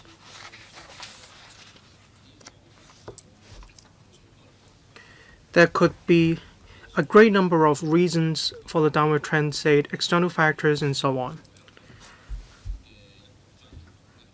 But as a regulatory regime or in the funding agreement,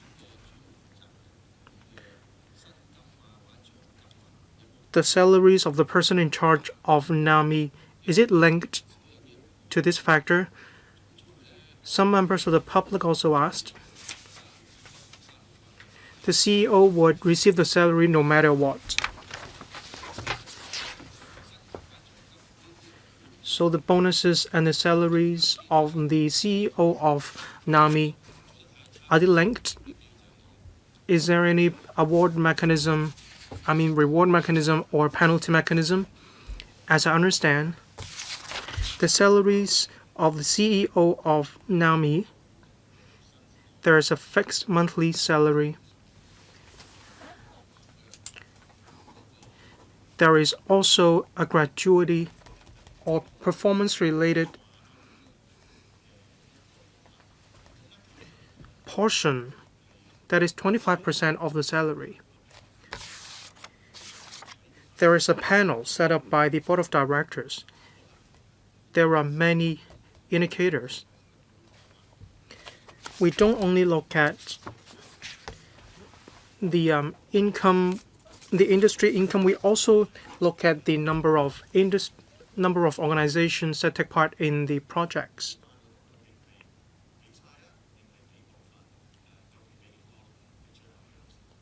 And it is the board of directors that decides on the amount in the end. Well, 25% as a bonus, that's quite a lot.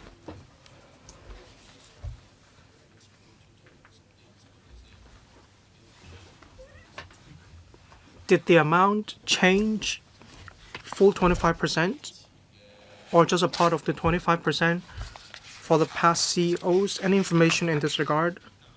There are also other chief officers under the CEO. Are there any bonus systems? Perhaps only the CFO knows the answers. Well, Ms. Jenny Yip,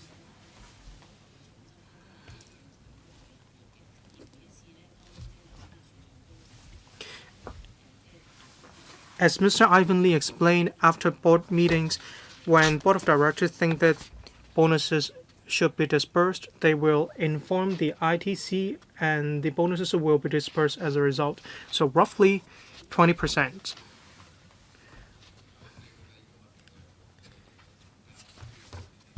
Your second question is whether the COO, Chief Operating Officer, has similar bonuses.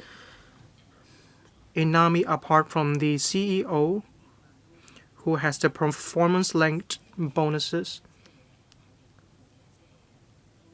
all staff members don't have bonuses. Mr. Michael Lok, thank you. So the CEO received the full amount of the 20% bonus. Is that correct? Mr. Ivan Lee,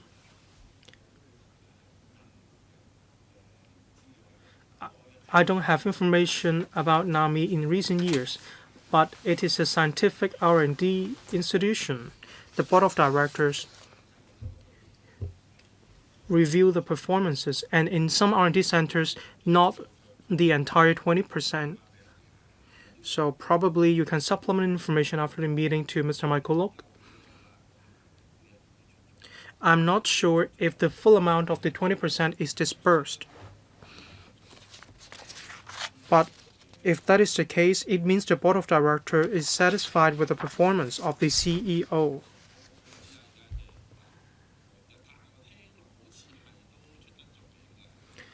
I'm not sure, but it seems that the full amount of the 20% is dispersed to the CEO. It is an issue about the core of the governance.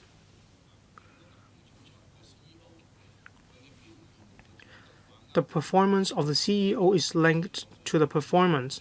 Well, you don't have information for us today.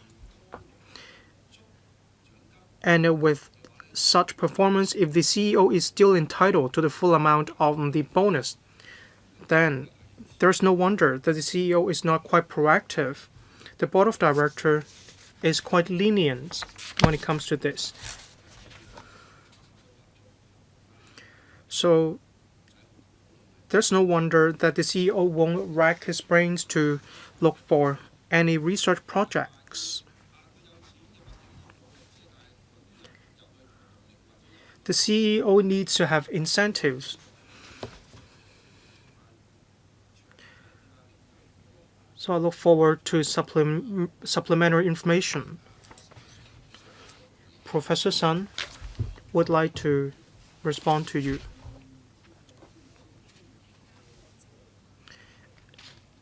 At present, there is no evidence showing that the CEO did not do his best when he received the full amount of the bonus. This is a very serious allegation. I need to clarify. Based on the information I have, if the CEO does well, if the CEO finishes all tasks given by the board of directors, the CEO will receive the relevant bonus.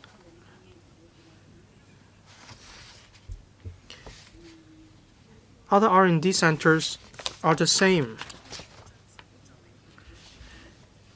Whether the CEO has done his best, the board of directors, the chairperson of the board of directors will decide on this.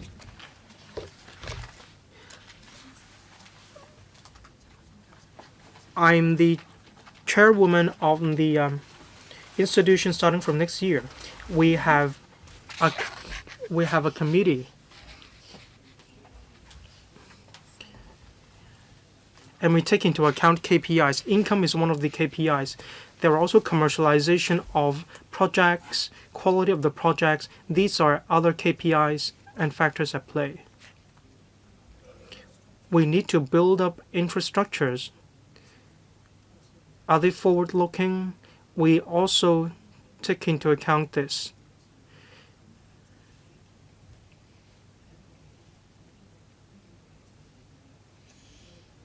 We use more than one KPI to assess the performance of a leader.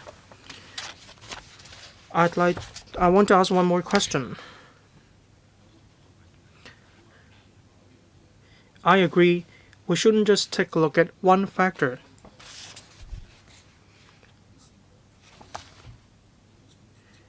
It is the board of directors who decides on the KPIs or Does the CEO sets out the KPIs?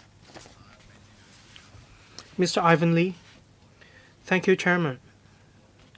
As I mentioned at the beginning, the annual performance targets are proposed by the management at the start of a year. The Board of Directors then approve the performance targets. If the Board of Directors has any views, then the management will have to respond.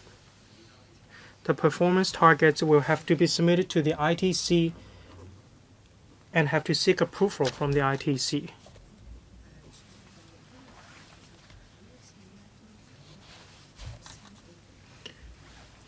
It is not the CEO that decides on the KPI. It is the members on the Board of Directors.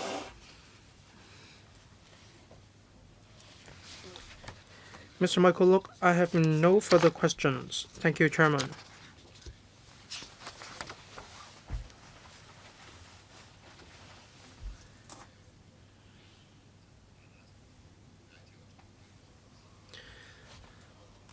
The performance indicators have to be approved by the Board of Directors and the management, and the amount of the bonuses is decided by the Board of Directors, not just whether NAMI has secured any business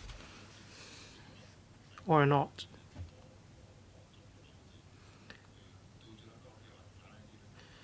Just now you said the CEO did not get the full amount of the bonuses. Probably you can provide more information after the meeting to us. Thank you, Ms. Carmen Can. Second round. Mr. Louis Long. Thank you, Chairman. Just now, colleagues asked many questions that I want to ask. I have one simple question.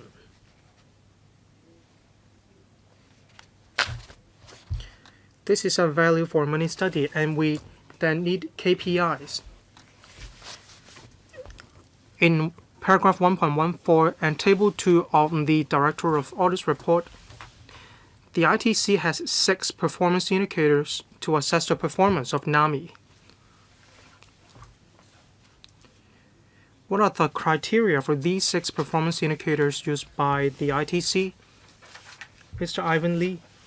Thank you, Chairman.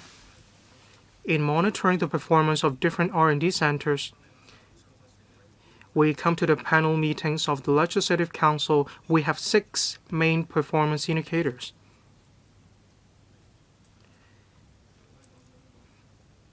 They are listed on table 2 of the report.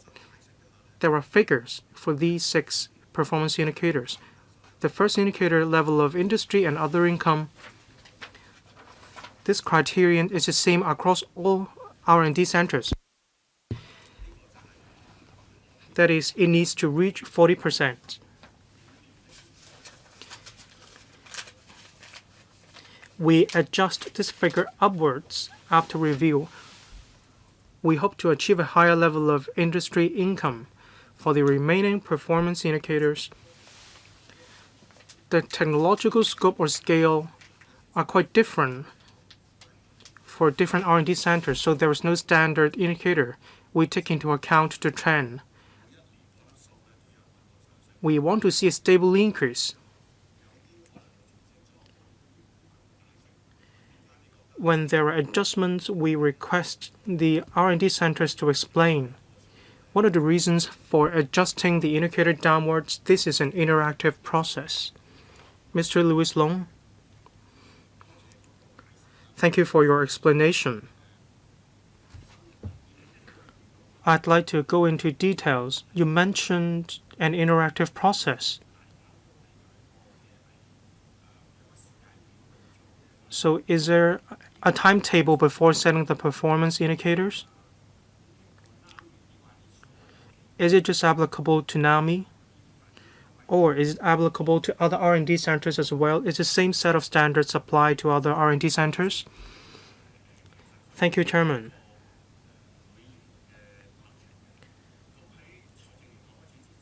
We have have a process every year. We have a work plan at the start of a year that covers these performance indicators. The functional committees discuss these indicators. When there are any changes, the board of directors review the changes and make suggestions. Afterwards, they will be submitted to the ITC for approval. This set of standards is applied to all R&D centers. Well, thank you. The second round, Ms. Carmen Khan, after she speaks, I will let Deputy Chairman to wrap up. I'd like to follow up on table 2. I thank Mr. Edmund Wong for mentioning the accounting practice.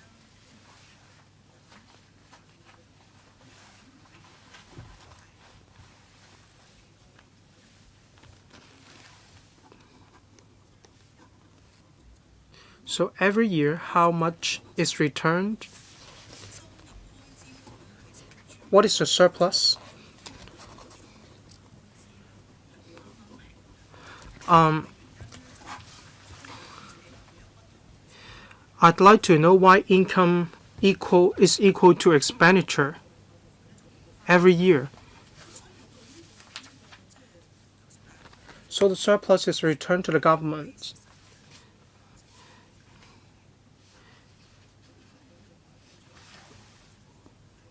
If there is another set of accounts, I request that be shown to us as well. Did the Audit Commission review both sets of the accounting standards? And finally, Table 1 is shown in the report. Director of Audit, Professor Nelson Lam, that is there should be a returned amount. Thank you, Chairman. Thank you, Ms. Carmen Khan.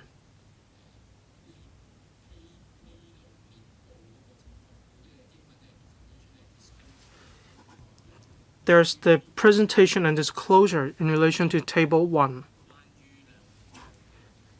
It has nothing to do with the two sets of accounts. We required NAMI to show us the cash flow account, but all along NAMI hasn't provided to us the cash flow account. So we could only see the accrual accounts.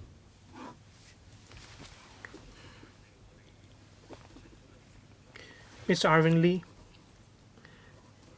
we were provided with some information, but we didn't finish with the verification of the accounts. Ms. Carmen Khan,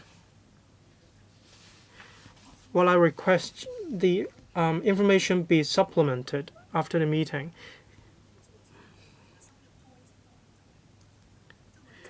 We need to know whether the funding hasn't been used up.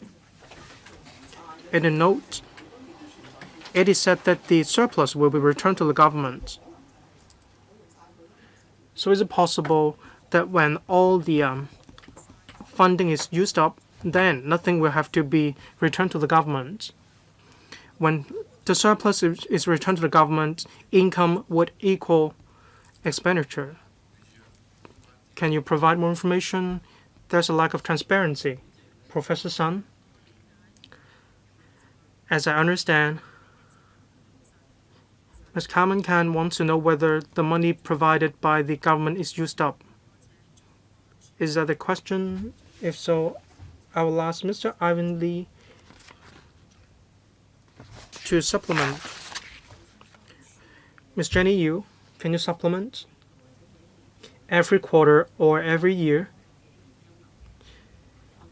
we take a look at the cash flow for a particular quarter. When there is a surplus, in the subsequent quarter, less money will be provided. It doesn't mean whenever we have surplus, the surplus is returned to the government. The government agreed with the accounting report of every quarter. Then afterwards, the provision will be dispersed in the next quarter. A balance will be struck. 我唔係財務 Ms. Carmen Kang. Well, I'm not an accountant, Chair. But in the course of questions and answers today, we can see that the Audit Commission is not able to see all the documents it wants. So can you please supply the relevant document to the Audit Commission? Mr. Ivan Lee.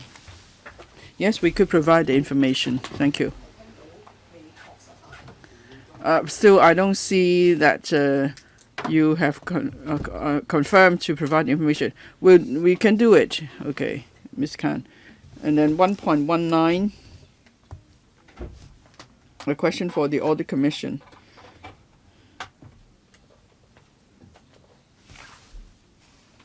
So the recommendations are made to the CEO in the audit report. So in the course of audit, how do you see the role of the board of directors and that of CEO?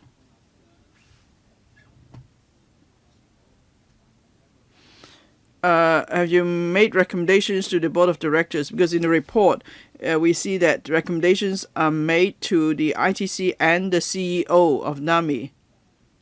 So they are held more accountable, it seems. But then from the Bureau's report, it seems that the board of directors has certain responsibility as well. So can you please answer my question? Mr. Ivan Lee?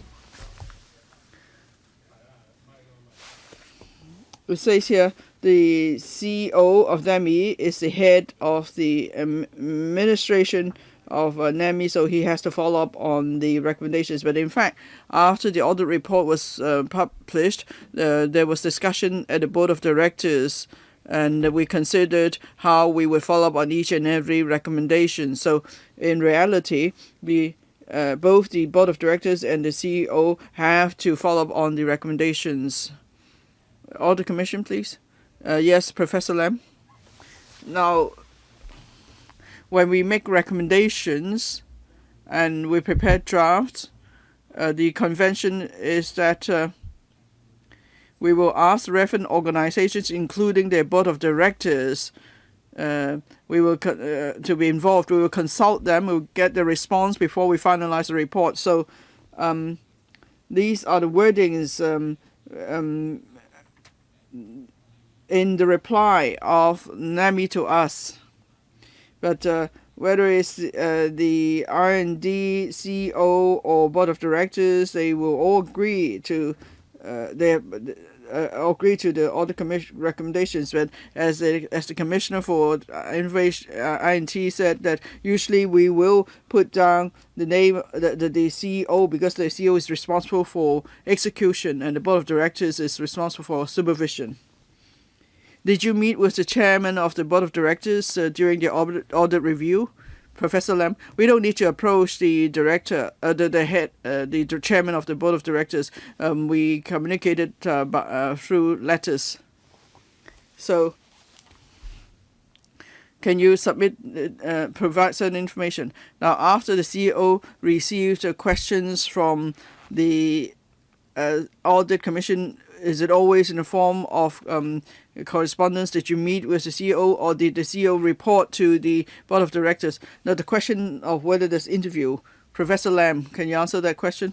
You mean interview who? The CEOs or the the COO, CFOs, and so on? Well, yes, of course, definitely there's meeting. My colleagues had to go to their organization for carrying out the audit. So you met with the CEO and the COO, CFO, and COs, right? So CEO, can you tell us how you report to the IDC or the board of directors? Because it seems the Bureau's response is that the board of directors is the important body responsible for supervision.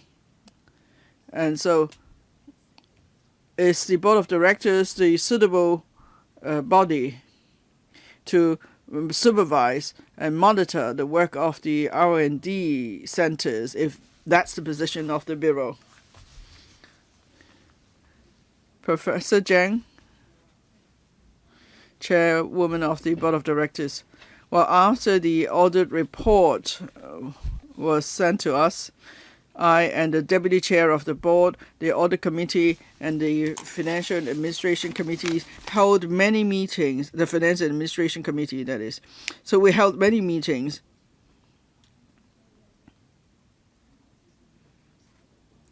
Now, here in the report, there's no mention of the time and effort we put into it. But actually, we have met many times. We've had many meetings. So I hope that could answer the member's question.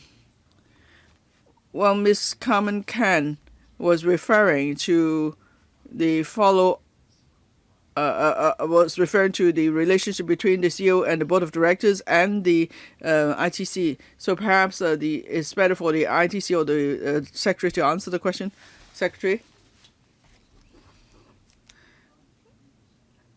Now, I have the documents when NAMI was set up in 2006.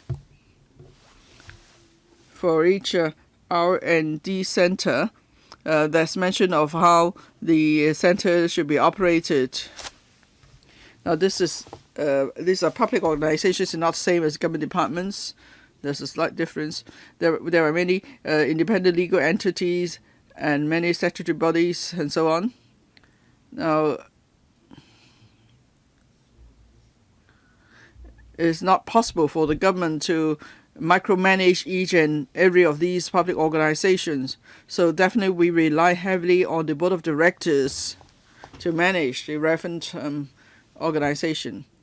The chair of the Board of Directors may be appointed either by a bureau or even the chief executive. And then there may be need to approve for certain appointments. So the Board of Directors plays an essential role. But then in some circumstances, we have to consider whether the board has performed its functions. We need to keep reviewing that. If there is a problem because of the individuals, that we replace the individuals, or if there is a problem with the structure, then we will improve the structure. First, we have to identify what the problem is and how it arises. And I think we need to look at the facts, and then we have to be objective. Then we could come up with solutions. So that's my response in general to the question. Ms. Ivan Lee, if I could briefly supplement what the Secretary said.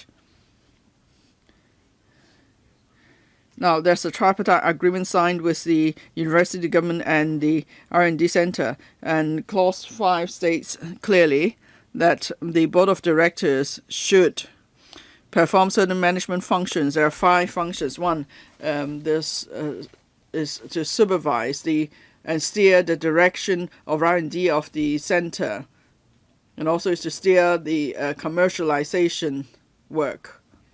And second function is there must be ongoing supervision of the operation and the finances of the R&D center. And the third function, the Board of Directors should vet and approve the annual work plan, annual budgets, and the reference KPIs. And fourth function is similar, that the board must approve the quarterly reports. And the last function, that is, the board must ensure that the funds of the R&D centers are put to proper use.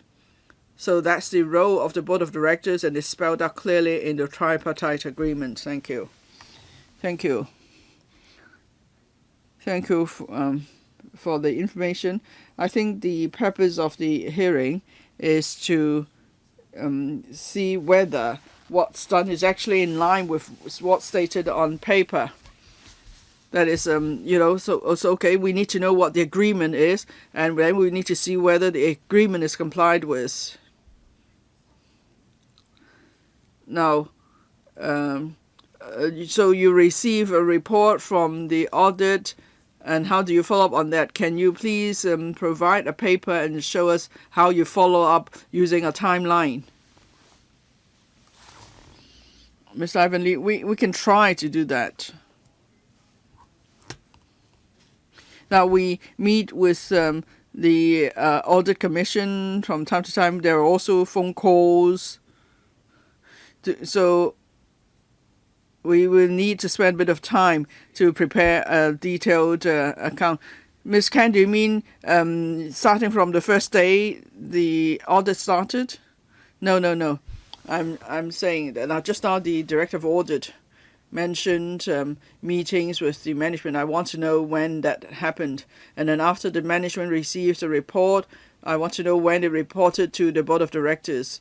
And the Board of Directors has repeatedly studied the report, but that's rather subjective. What do you mean by repeatedly? So after the Board of Directors received the report, how much importance did it attach to the report? How many meetings did you have? That's what I want to know. So you mean from the start of the audit review, you want to know when there were meetings with the CEO, and then after when the CEO reported to the Board of Directors, and how much time did the Board of Directors spend on learning about the report. So the milestone events, in other words. So you just want the time frame. You don't need the content. Well, perhaps the main content, perhaps in a particular meeting, what was it about mainly? Mr. Andy Fong. Thank you, Chairman, and thank you, Member, for the question. So I think Ms. Kan is talking about the interaction. That is from the first draft issued in April, how we interacted with the Audit Commission, whether there were correspondences in between, and after we received the report, what we did and how we interacted with the ITC and the Board of Directors. Is that correct? Yes, your understanding is correct. In that case, let me try to explain that. I could give you the actual dates later. Now, the audit review started in April. I assumed the post on the 2nd of September. In the second week already, there was a report from the team, and there were many correspondences between us and the Audit Commission on various subjects, such as the commencement of projects and so on. And then in the process, we needed to provide much information to the Audit Commission for clarification, and also we need to consider the wordings. So there was much interaction.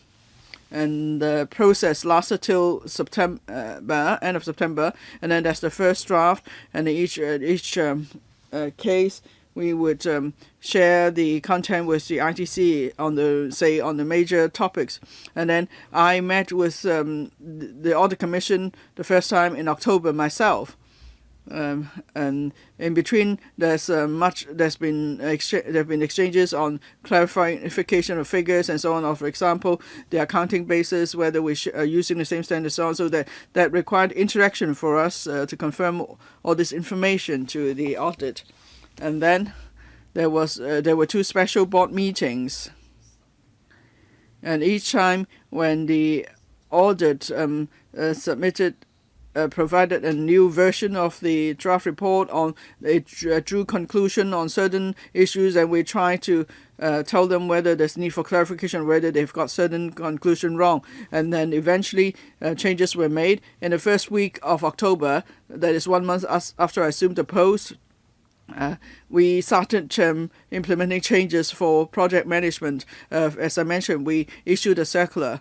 We have project teams to manage to supervise project progress, and reports must be made to me when there are issues. So we didn't wait till the final report is out before we make adjustment to our arrangement. And if we believe certain arrangement needs to be changed, we've done so. And then in October, the final version was confirmed, and so the Chinese version was confirmed. And then we and ITC read the report. We agreed to all the findings and recommendations. And then on the 27th of October, this report was published and also submitted to this council. I wonder if I've answered your question, Ms. Ivan Lee. Well, let me try to give you the process in brief. Now, from the start of the audit review till the completion of the audit report, that is the version you see now. In between, there were interactions, there were meetings, there were communications, and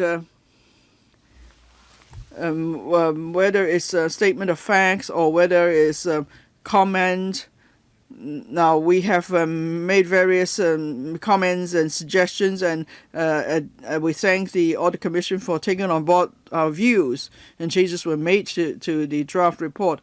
And then so finally, NAMI and the IDC agreed to the findings, the facts, and the recommendations stated in the report. And I think the response of NAMI to the report is important, and this response, the board of directors is well aware of the response of NAMI. I think that's really the crux. Ms. Cumming-Kent, well, you can supply the information writing.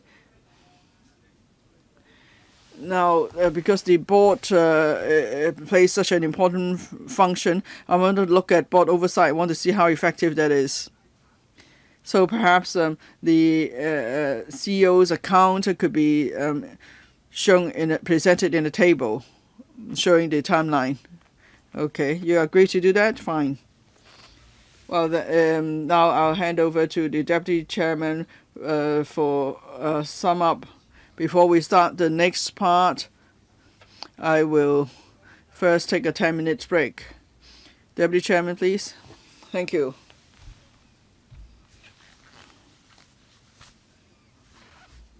Well, members asked questions both on parts 1 and 2. I will try to sum up our discussion.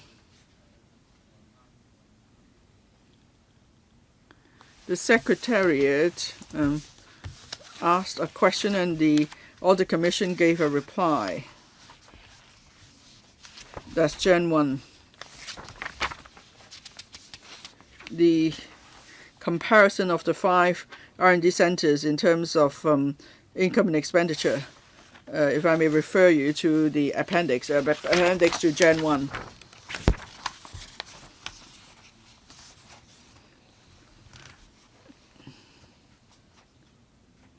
Now, for the expenditure and income, or ratio, or rather, sorry, the operating expenditure and project costs. That is the cost of each R&D project. If you look at table in the appendix, the part on NAMI, I just like to put on record, in the past 5 years, except for 1 year, that is 2020 to 21, for the other 4 years, NAMI has the highest percentage compared to the other 4 R&D centers. Can you confirm that? Commissioner? Deputy Chairman? Are you referring to R83/1/Gen 1? Yes. Government, do you have this document? Do you have it? Fine.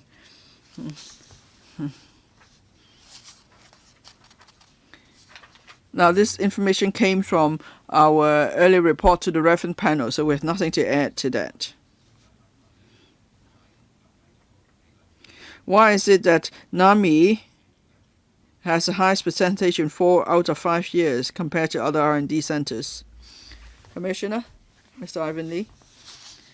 On operating expenditure, it covers staff costs,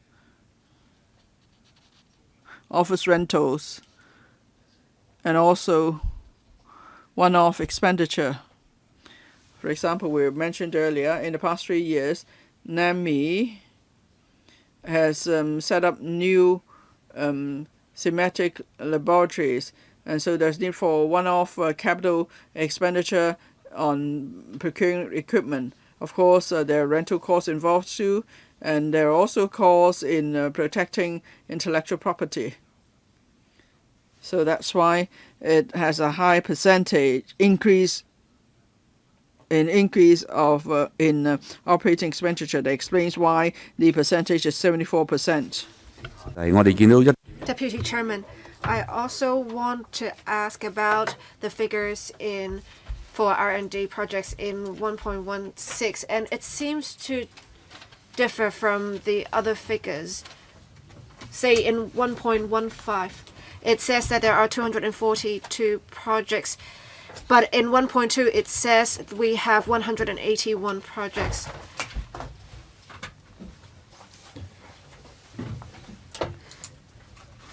So in 2.2 it says that there are 617.9 million, and an earlier figure would be in the ballpark of 700 million. Why is there such a difference? In 1.15, it is the total figure for NAMI's projects. The figures in 2.2 are a different aspect. So we have ITF funded projects, and then we also have the contract research projects. I'll perhaps let NAMI explain the breakdown. So that one is a total figure, the other is a breakdown. Thank you. Who is going to answer this question? COO? Ms. Yu. Thank you. Chair. The Director of Audit has offered a brief explanation about this.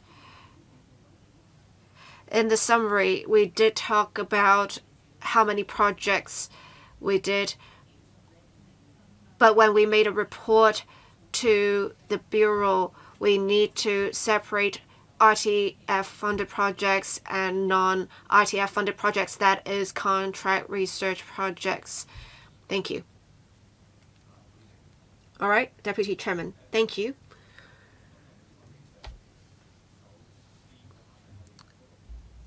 I'm not sure if we actually commenced part 2. I think we did touch on part 2. If members have anything to add, perhaps we can have members follow up on this. But let me also talk about part 2 here. Say, for table 4, number of ITF-funded projects commenced. The Audit Commission's report is clear, and I think there is no disagreement here from the Bureau. We have seen a drop in the number of ITF-funded projects commenced, as well as the projects completed in Table 6.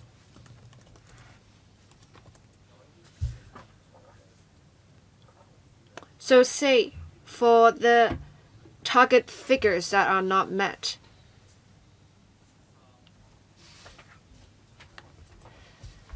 it is mentioned in paragraph 2.3c.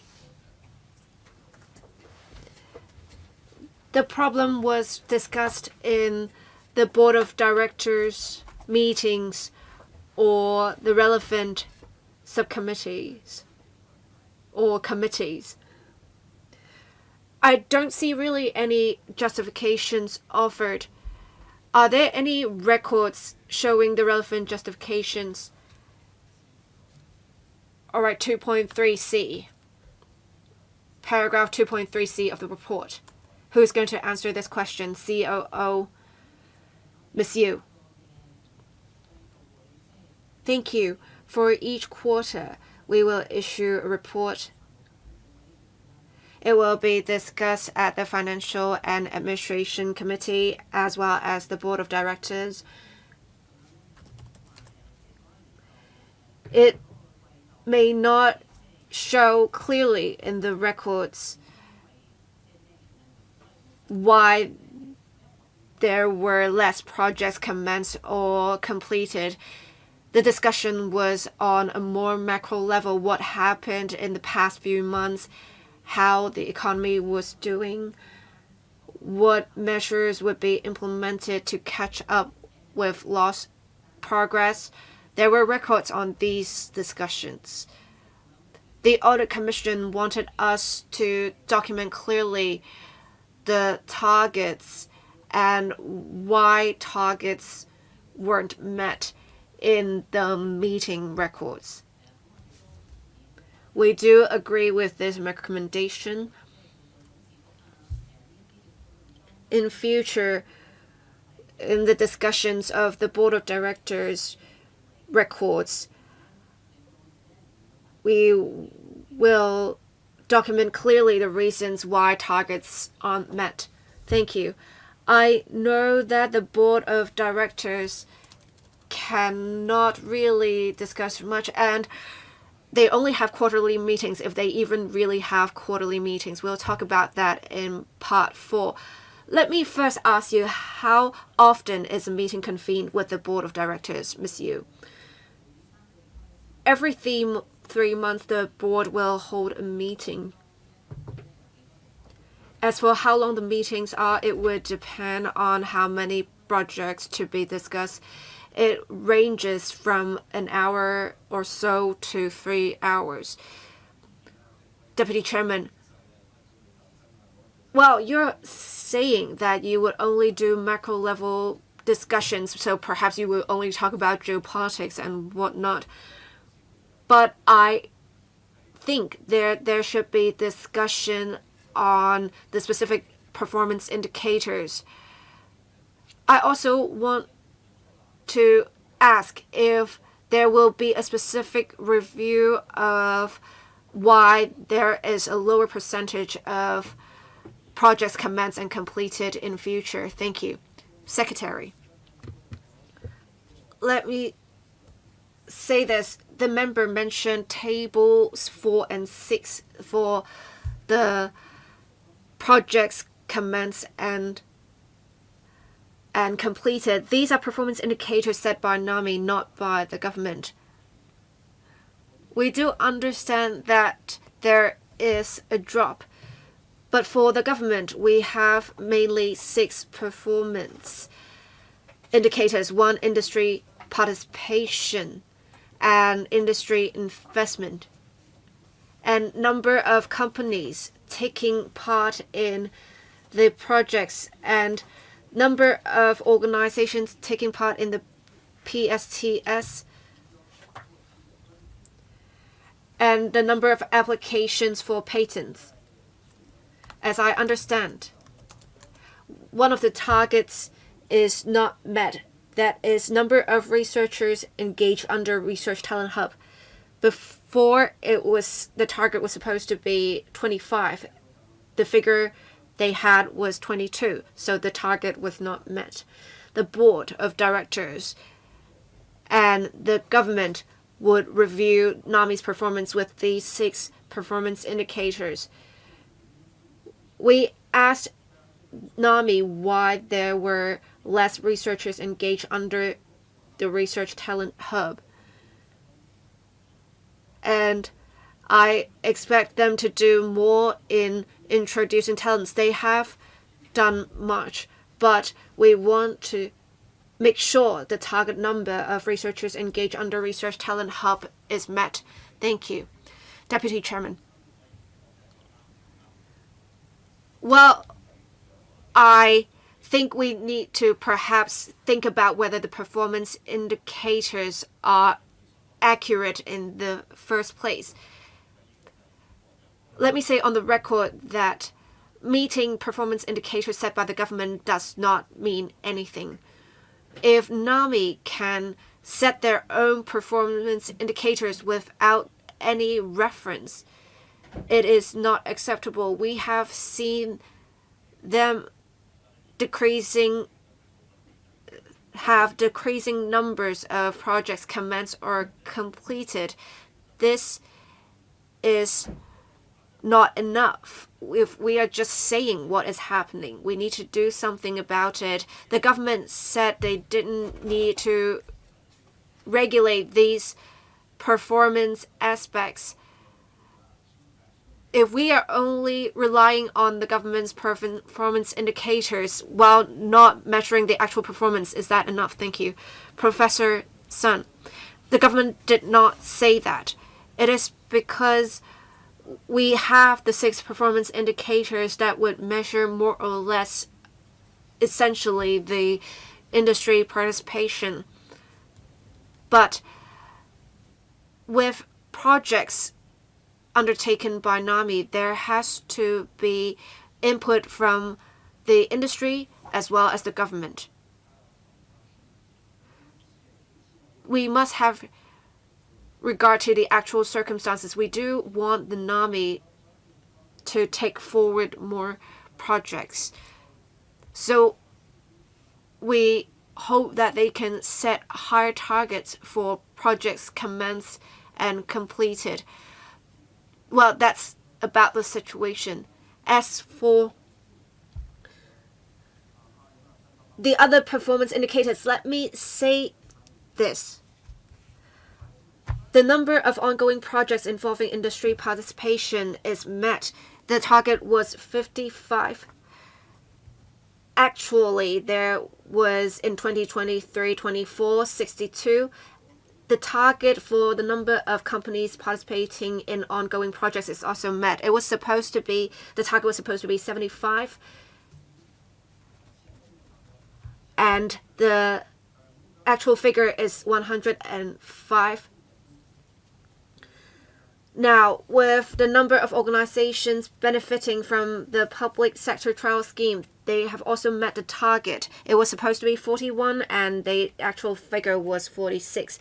For the targets that are not met, we will urge NAMI to review the relevant work. Thank you.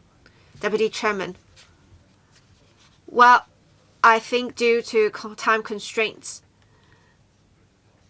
perhaps we will follow up on this issue after the break because I think there are more things to follow up on.